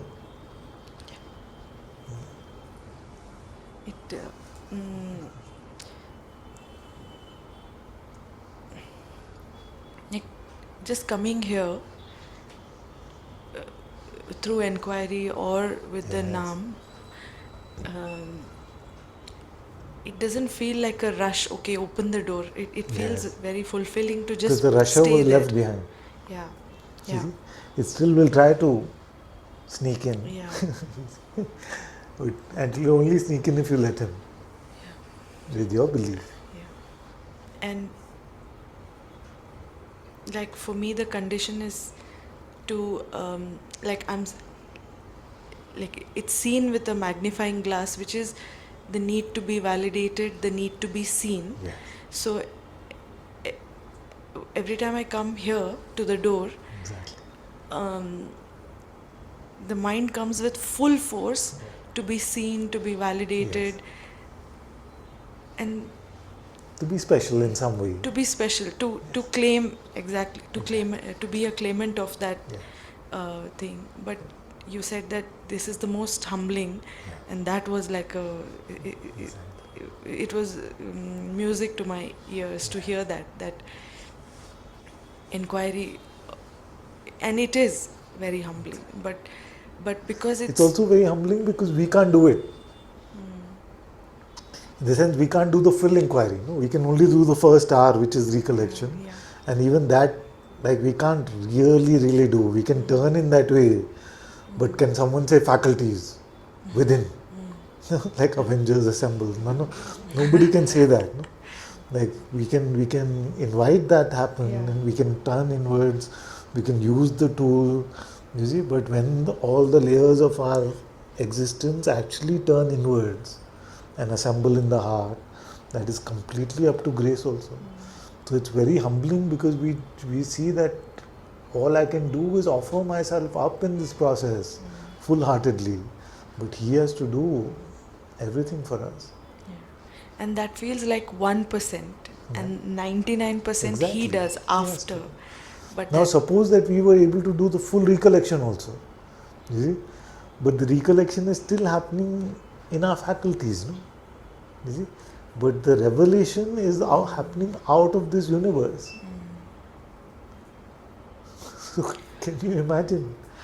You see, it may feel like I'm going inside and I'm going inside some physical space, but this is not the inside. This inside is out of this universe, outside of time and space. So he is pulling us there, and he's showing us what our reality is beyond the bounds of this universe. You see, this whole spiritual process is so full of wonder and awe. You see, it's just when we've made it very wordy and just like, yeah, I know this God is everywhere. Yeah, I know He lives in my heart. But, so that we've lost the wonder of it. We made it like a physical, phenomenal thing. You see? So that was the point I was making, that it is awesome. Literally, it is literally awesome. Like, where do we go? Where is His door? Can you imagine? And Father, this is just the beginning. Like, because if I had made it. So just one second before you get that. Sorry. Sorry. I want to say this is bursting out to say. Like, we must never allow ourselves to get into this, I've been waiting at His door. Like that. What are you saying? Where is His door? Do you know? Where you've been waiting? So if you give it to the mind, it will normalize it. It will just be like, but I've been waiting and nothing really is happening. Do you know where you went? You left this universe without a spaceship. Yeah? So be very careful of the mind's normalization of these things. These are very supernatural things. They're not part of worldly empirical movements. They're not part of physics, biology, chemistry. None of those apply here. You see, this is before the birth of time and space where you've gone. His door, can you imagine? You see? So my attempt is constantly to chop the mind if it is making it very normal. Yeah, when I wait at His door, then it's a bit dry and dull. What? Waiting at His door? You see? Huh? So your mind will make a very, like a fictional novel out of it, which will be very normalized, and like, I waited outside the wardrobe of Narnia, this kind of stuff. But no, what that Narnia wardrobe represents is not in this universe. Is out of this universe. Imagine yourself to experience this fact that when you go inside, that humble sounding inside is not a place in time and space. You see? It's not a place in time and space. It is not a spatial insight. It is not a temporal insight. There is no aging that happens there. There is no movement of time or space that happens there. It's a completely supernatural process. It's full of wonder and awe and magic and mystery. You see? That is what spirituality is. You see? And it's my fault, like it's all of our faults as spiritual teachers. I've been at this 14 years, but I haven't stressed on this enough. It's only now that I'm finding some voice to be able to express these things.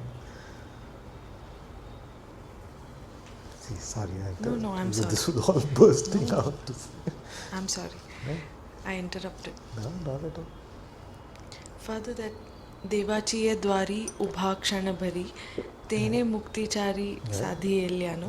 So the mind makes it that अच्छा हो गया ना, मतलब you've come to this point, now it's done. Exactly. But that staying there. Because he's never talking about the past moment. Yeah. He's never talking about the past moment. It's a present instruction for this moment. Yeah.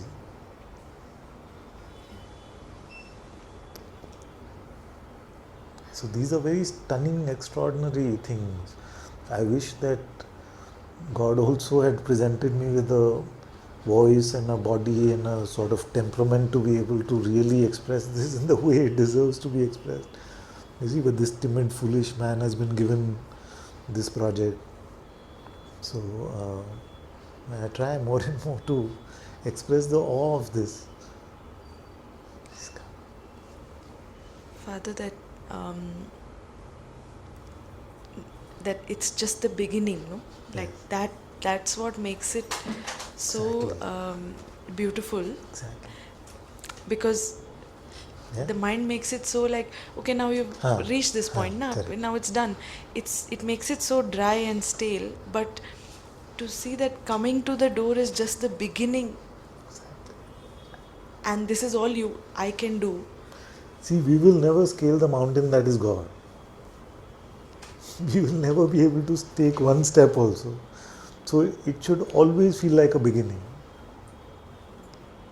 Father, somewhere this is not met fully, Yeah. That's why there's so much pride on achievement and all that. But if I truly met this, I don't know how to say it, but it's so humbling to see that, arey, all I can do is come here, and then he does all of it. Exactly. So look at it more, less in the that's why I don't use so much enlightenment and freedom, nirvana, moksha these days. I am saying love. You got a glimpse of the beloved. Good. It is great grace, it is rare grace, whatever you call it. It's amazing. But will you say now done? No, you just caught a glimpse of the beloved. No. You see, you want to spend your life with the beloved. Yeah. So if you look at Atma Darshan through that lens, then this whole thing of done, I am now certified, all this stuff will go away. Just like you got a glimpse of the beloved. Now you want to dive in more and more and more and dissolve in that more and more and more. Like how to truly be on this path, Father, because so much pride gets in the way. It's very painful that to make it about me. And this pride is very poisonous because it wants us to be first in class, but not only like this first one should be the only one to pass. Yeah. You see? So it will hear everyone else like, nah, they're just deluding themselves. Like that. And it'll hear its own pride's report like, ta-da, like that. So just love, offer, more, humility, do humble actions every day, humble yourselves in the eyes of others every day. All these things are safety blankets for us on the spiritual path. Because that one prideful thought can at a rocket speed transport you into Ravan mode. like that. It's just, before you know it, you're Ravan. Before you know it, you want to argue with your teacher also. Yeah. No, no, no. Now you don't want me to, be awakened or enlightened. That's why you're trying to put me down. You're not recognizing what I have seen. All these things can come. You see? And not you are saying that this is very, very much a possibility that happens very quickly when we convince ourselves of our own specialness. So just you look at it in the construct of love, and yes, I'm coming deeper and deeper to my beloved's darshan, glimpse of the beloved in my heart. But nobody says, I saw, now I'm sorted. You see? Romeo went to Juliet's house and he saw Juliet just looking out the window and he ran away, said, okay, my thing. Nobody, no. He say, I want more and more, no? Isn't it? So this, I'll continue. This is more that falling in love than about any achievement or getting or any experience or any of that. You see? So if you keep it in that mold, you'll be safe.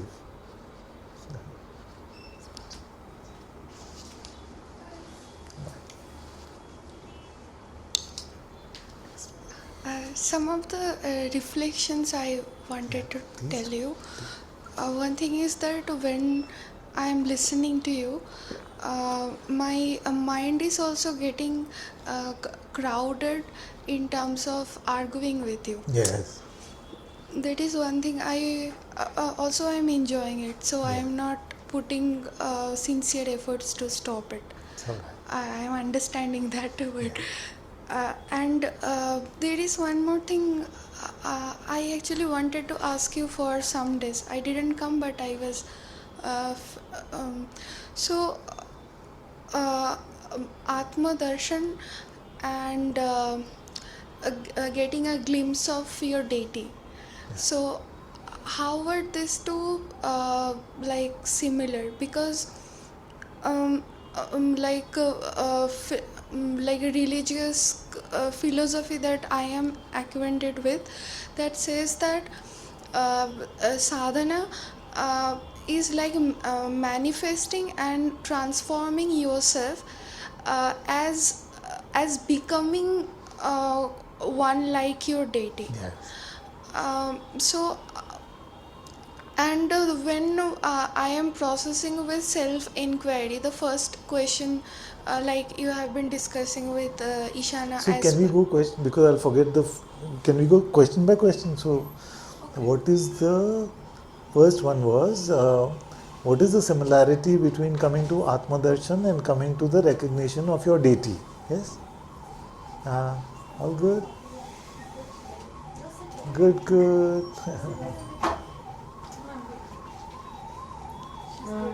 She's good. Good you met the doctor. Thank you. So the first question was,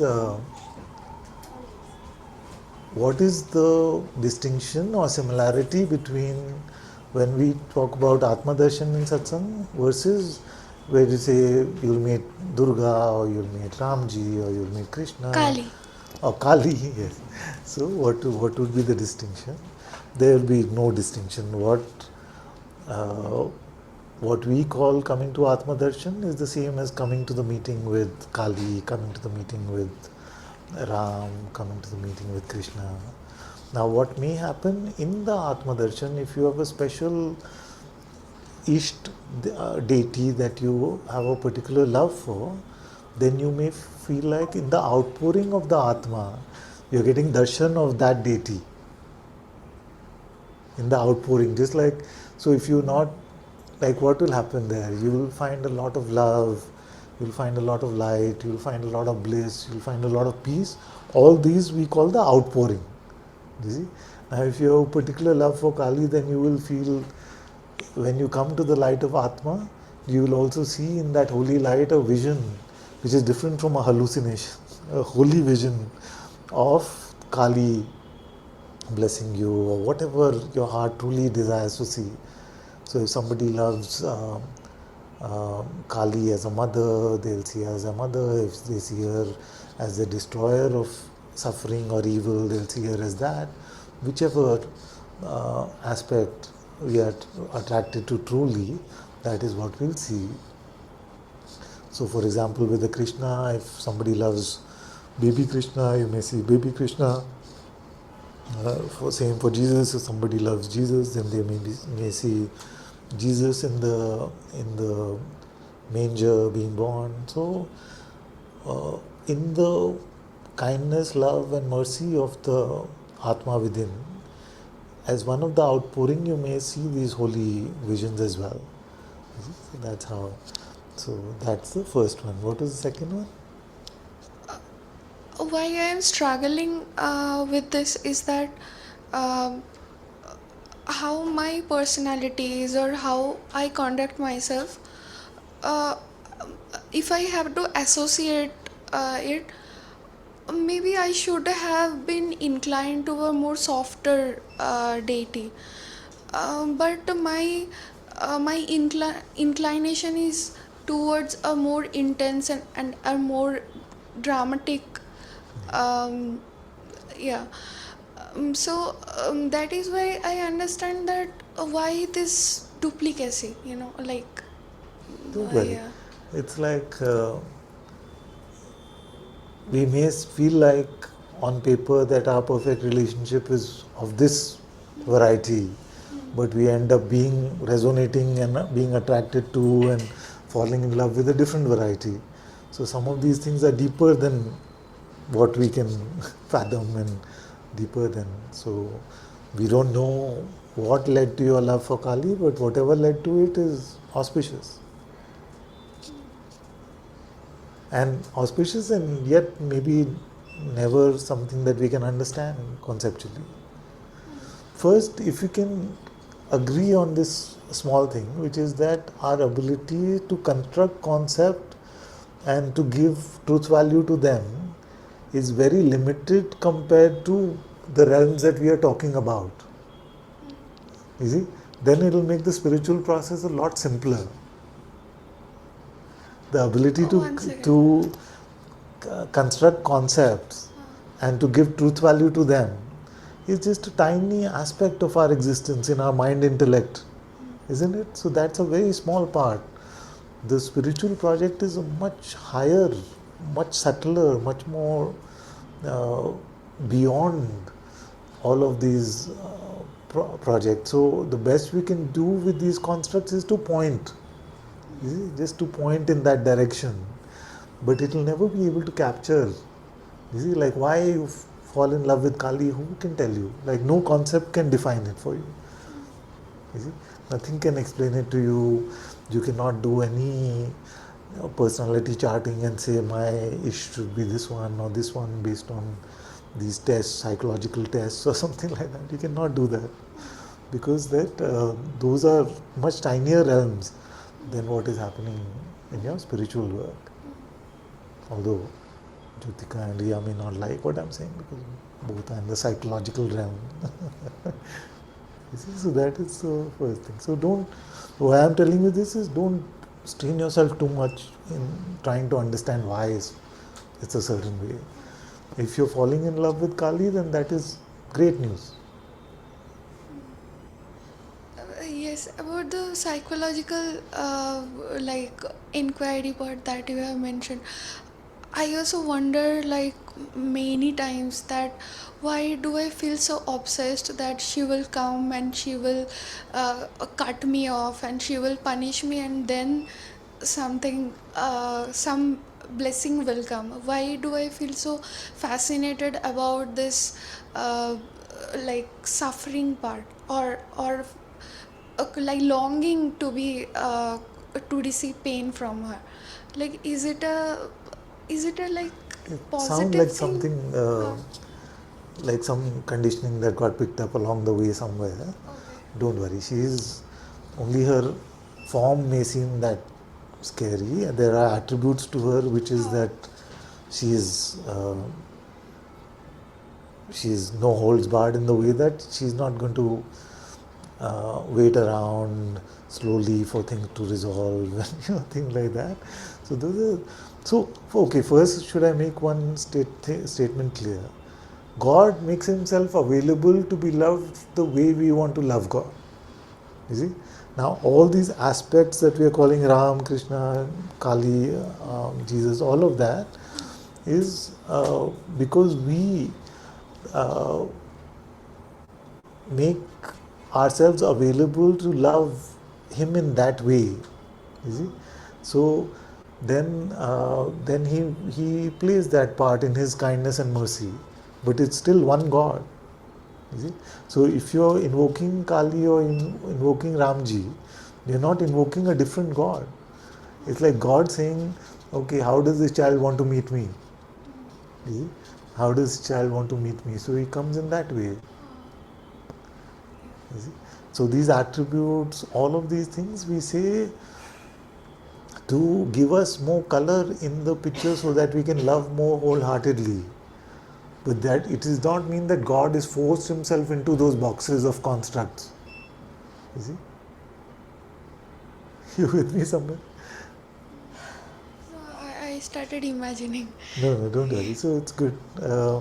All that I'm saying is that it's a much more sweeter, kinder, nicer, more beautiful process than we can imagine.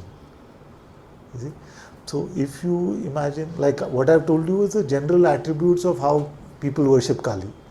Now, if suppose you say, no, my Kali is one who is actually very, very, very patient.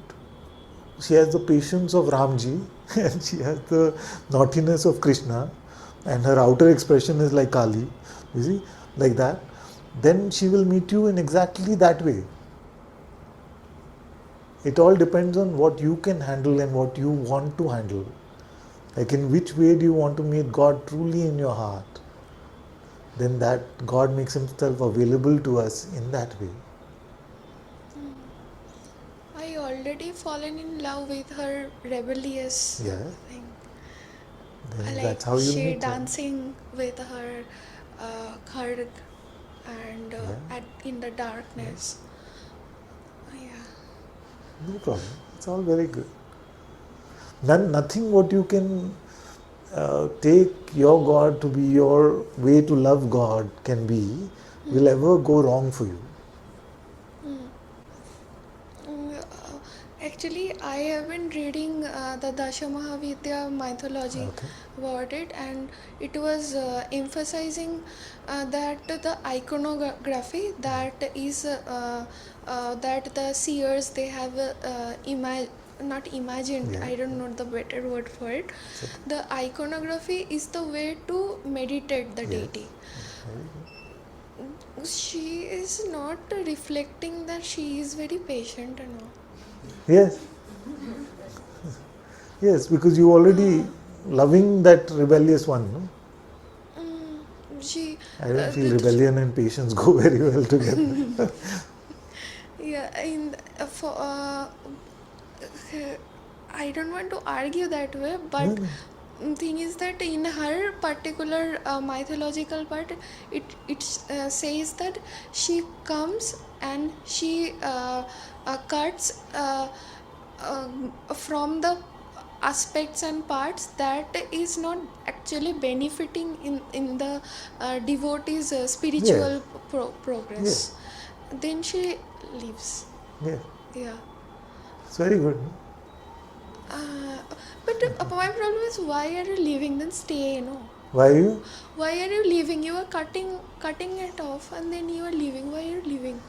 Don't know if you cut off the what is blocking our living with God in our heart are these obstacles, vasanas, condition, whatever you call them. So if she cuts off the condition, then the job is done. No? Then your road to God is clear. She's not leaving. She may be leaving in this way, but then she's leaving so that you can be at peace with her in the heart. Yeah? She's not leaving you stranded. She is leaving because this part of her job is done to clear up the pathway, so that then now you can lead a blissful, happy life in her presence, in your heart. Yeah, that is was That is also hovering in my mind. Yes. Don't worry. Very good. Very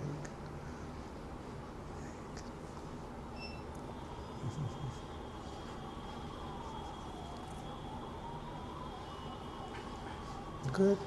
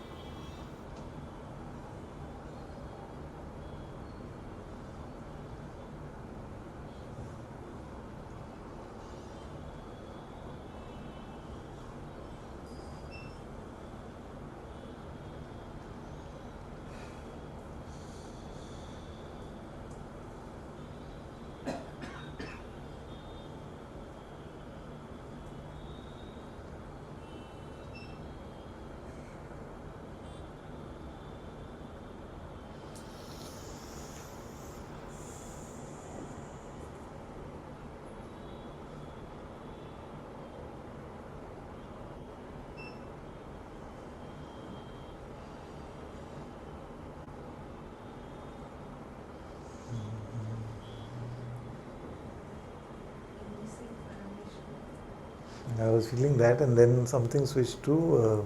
So we'll sing both, but what is that?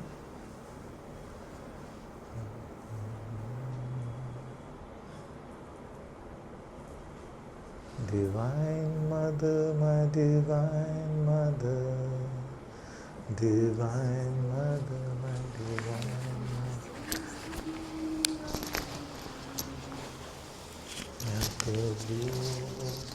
Feet of my Divine Mother, engrossed is the bee of my mind.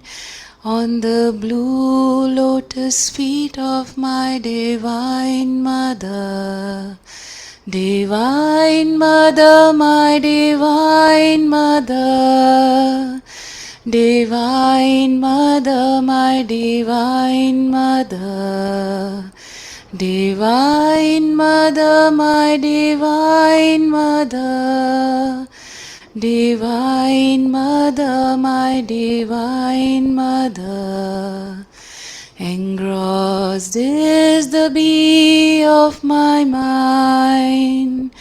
On the blue lotus feet of my Divine Mother, engrossed is the bee of my mind. On the blue lotus feet of my Divine Mother, Divine Mother, my Divine Mother, Divine Mother, my Divine Mother, Divine Mother, my Divine Mother, Divine Mother, my Divine Mother.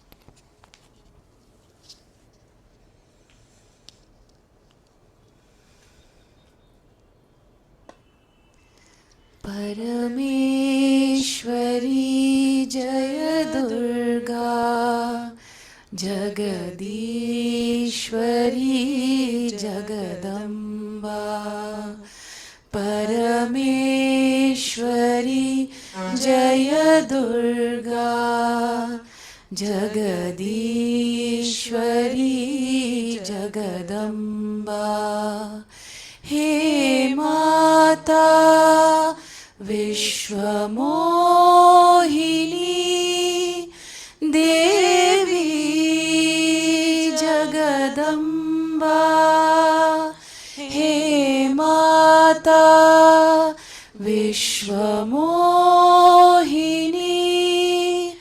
देवी जगदम्बा जय दुर्गा जय दुर्गा महामाया जगदम्बा जय दुर्गा जय दुर्गा महामाया जगदम्बा परमेश्वरी जय दुर्गा जगदीश्वरी जगदम्बा परमेश्वरी जय दुर्गा जगदीश्वरी जगदम्बा हे माता विश्वमोहिनी देवी जगदम्बा हे माता विश्वमोहिनी देवी जगदम्बा जय दुर्गा जय दुर्गा महामाया जगदम्बा जय दुर्गा जय दुर्गा महामाया जगदम्बा परमेश्वरी जय दुर्गा जगदीश्वरी जगदम्बा परमेश्वरी जय दुर्गा जगदीश्वरी जगदम्बा हे माता जागो जागो माँ जागो जागो माँ दुर्गे जागो जागो माँ जागो जागो माँ जागो जागो माँ दुर्गे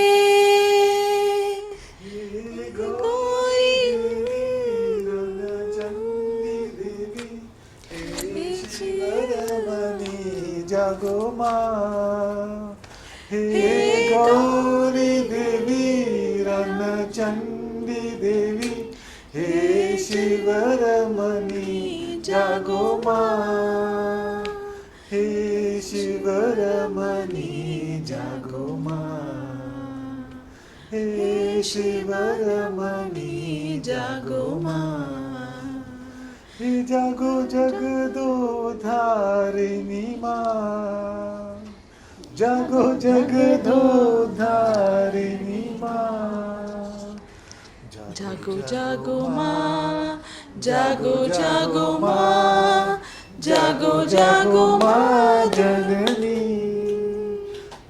जागो जागो माँ जागो जागो माँ जागो जागो माँ जननी हे गौरी देवी रणचंडी देवी हे शिवरमणि जागो माँ हे गौरी देवी रणचंडी देवी हे शिवरमणि जागो माँ हे शिवरमणि जागो माँ हे शिवरमणि जागो माँ जागो जगदो धारिणी माँ जागो जगदो धारिणी माँ जागो जागो माँ जागो जागो माँ जागो जागो हे शिवरमणि जागो मां, हे शिवरमणि जागो मां, जागो जगदोधारिणि मां, जागो जगदोधारिणि मां, जागो जगदोधारिणि मां, जागो जगदोधारिणि मां, जागो मां, जागो जागो मां, जागो जागो मां जननी, जागो जागो मां, जागो जागो मां, जागो जागो मां जननी, हे गौरी देवी रणचण्डी देवी, हे शिवरमणि जागो मां, हे गौरी देवी रणचण्डी देवी, हे शिवरमणि जागो मां, हे शिवरमणि जागो मां, हे शिवरमणि जागो मां, जागो जगदोधारिणि मां, जागो जगदोधारिणि मां, जागो जगदोधारिणि मां, जागो जगदोधारिणि मां.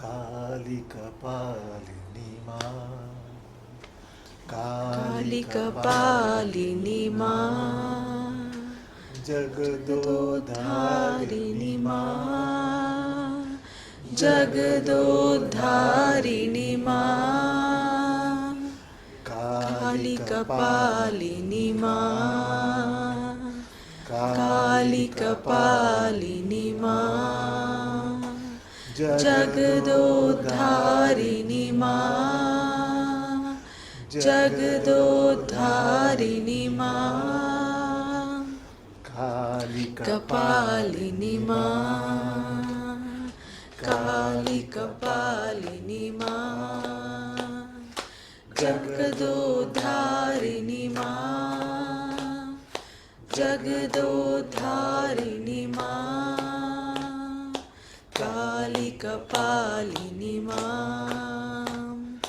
काली कपालिनी मां, जगदोधारिणि मां, जगदोधारिणि मां, काली कपालिनी मां, काली कपालिनी मां, जगदोधारिणि मां, जगदोधारिणि मां, काली कपालिनी मां, काली कपालिनी मां, काली कपालिनी मां, जगदोधारिणि मां, काली कपालिनी मां, जगदोधारिणि मां, काली कपालिनी मां, जगदोधारिणि मां, काली कपालिनी मां, जगदोधारिणि मां, जगत्कपालिनी मां, जगदोधारिणि मां, काली कपालिनी मां, जगदोधारिणि मां, काली कपालिनी मां, जगदोधारिणि मां, काली कपालिनी मां, जगदोद्धारिणी मां, कालिकपालिनी मां, जगदोद्धारिणी मां, कालिकपालिनी मां, जगदोद्धारिणी मां. देवी जय जय जय जय मां, देवी जय जय जय जय मां, देवी कपालिनी मां, जगदोद्धारिणी मां. देवी जय जय जय जय मां, देवी जय जय जय जय मां, कालिकपालिनी मां, जगदोद्धारिणी मां. देवी जय जय जय जय मां, देवी जय जय जय जय मां. दुर्गे दुर्गे दुर्गे जय जय मां, दुर्गे दुर्गे दुर्गे जय जय मां, दुर्गे दुर्गे दुर्गे जय जय मां, दुर्गे दुर्गे दुर्गे जय जय मां, दुर्गे दुर्गे दुर्गे जय जय मां, दुर्गे दुर्गे दुर्गे जय जय मां, कालिकपालिनी मां, कालिकपालिनी मां, जगदोद्धारिणी मां, जगदोद्धारिणी मां, कालिकपालिनी मां, कालिकपालिनी मां, जगदोद्धारिणी मां, जगदोद्धारिणी मां. देवी जय जय जय जय मां, देवी जय जय जय जय मां, देवी जय जय जय जय मां, देवी जय जय जय जय मां. दुर्गे दुर्गे दुर्गे जय जय मां, दुर्गे दुर्गे दुर्गे जय जय मां, दुर्गे दुर्गे दुर्गे जय जय मां, दुर्गे दुर्गे दुर्गे जय जय मां, कालिकपालिनी मां, कालिकपालिनी मां, जगदोद्धारिणी मां, जगदोद्धारिणी मां, कालिकपालिनी मां, कालिकपालिनी मां, जगदोद्धारिणी मां, जगदोद्धारिणी मां. जय मां, जय जय जय जय जय मां, जय जय जय जय मां, देवी जय जय जय जय मां, जय जय जय जय मां, देवी जय जय जय जय मां, देवी जय जय जय जय मां, देवी जय जय जय जय मां, देवी जय जय जय जय मां, देवी जय जय जय जय मां, देवी जय जय जय जय मां, देवी जय जय जय जय मां, देवी जय जय जय जय मां, देवी जय जय जय जय मां, देवी जय जय जय जय मां, देवी जय जय जय जय मां, देवी जय जय जय जय मां, Jaya Jaya Jaya Jaya Ma. Devi Jaya Jaya Jaya Jaya Ma. Devi Jaya Jaya Jaya Jaya Ma.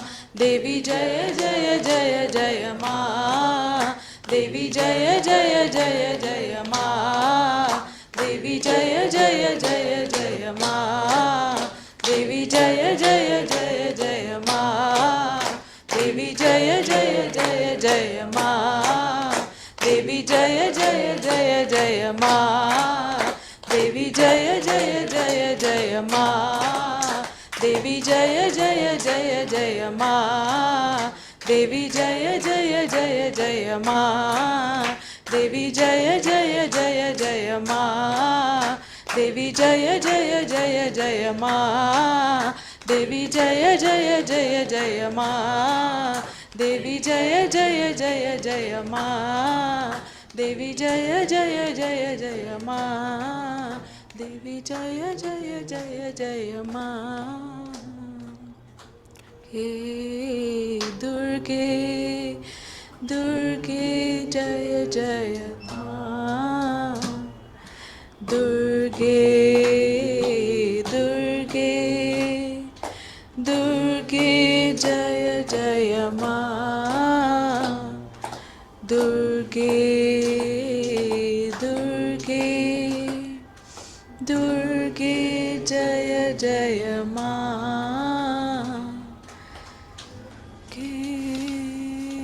Durge, Durge Jaya Jaya Ma.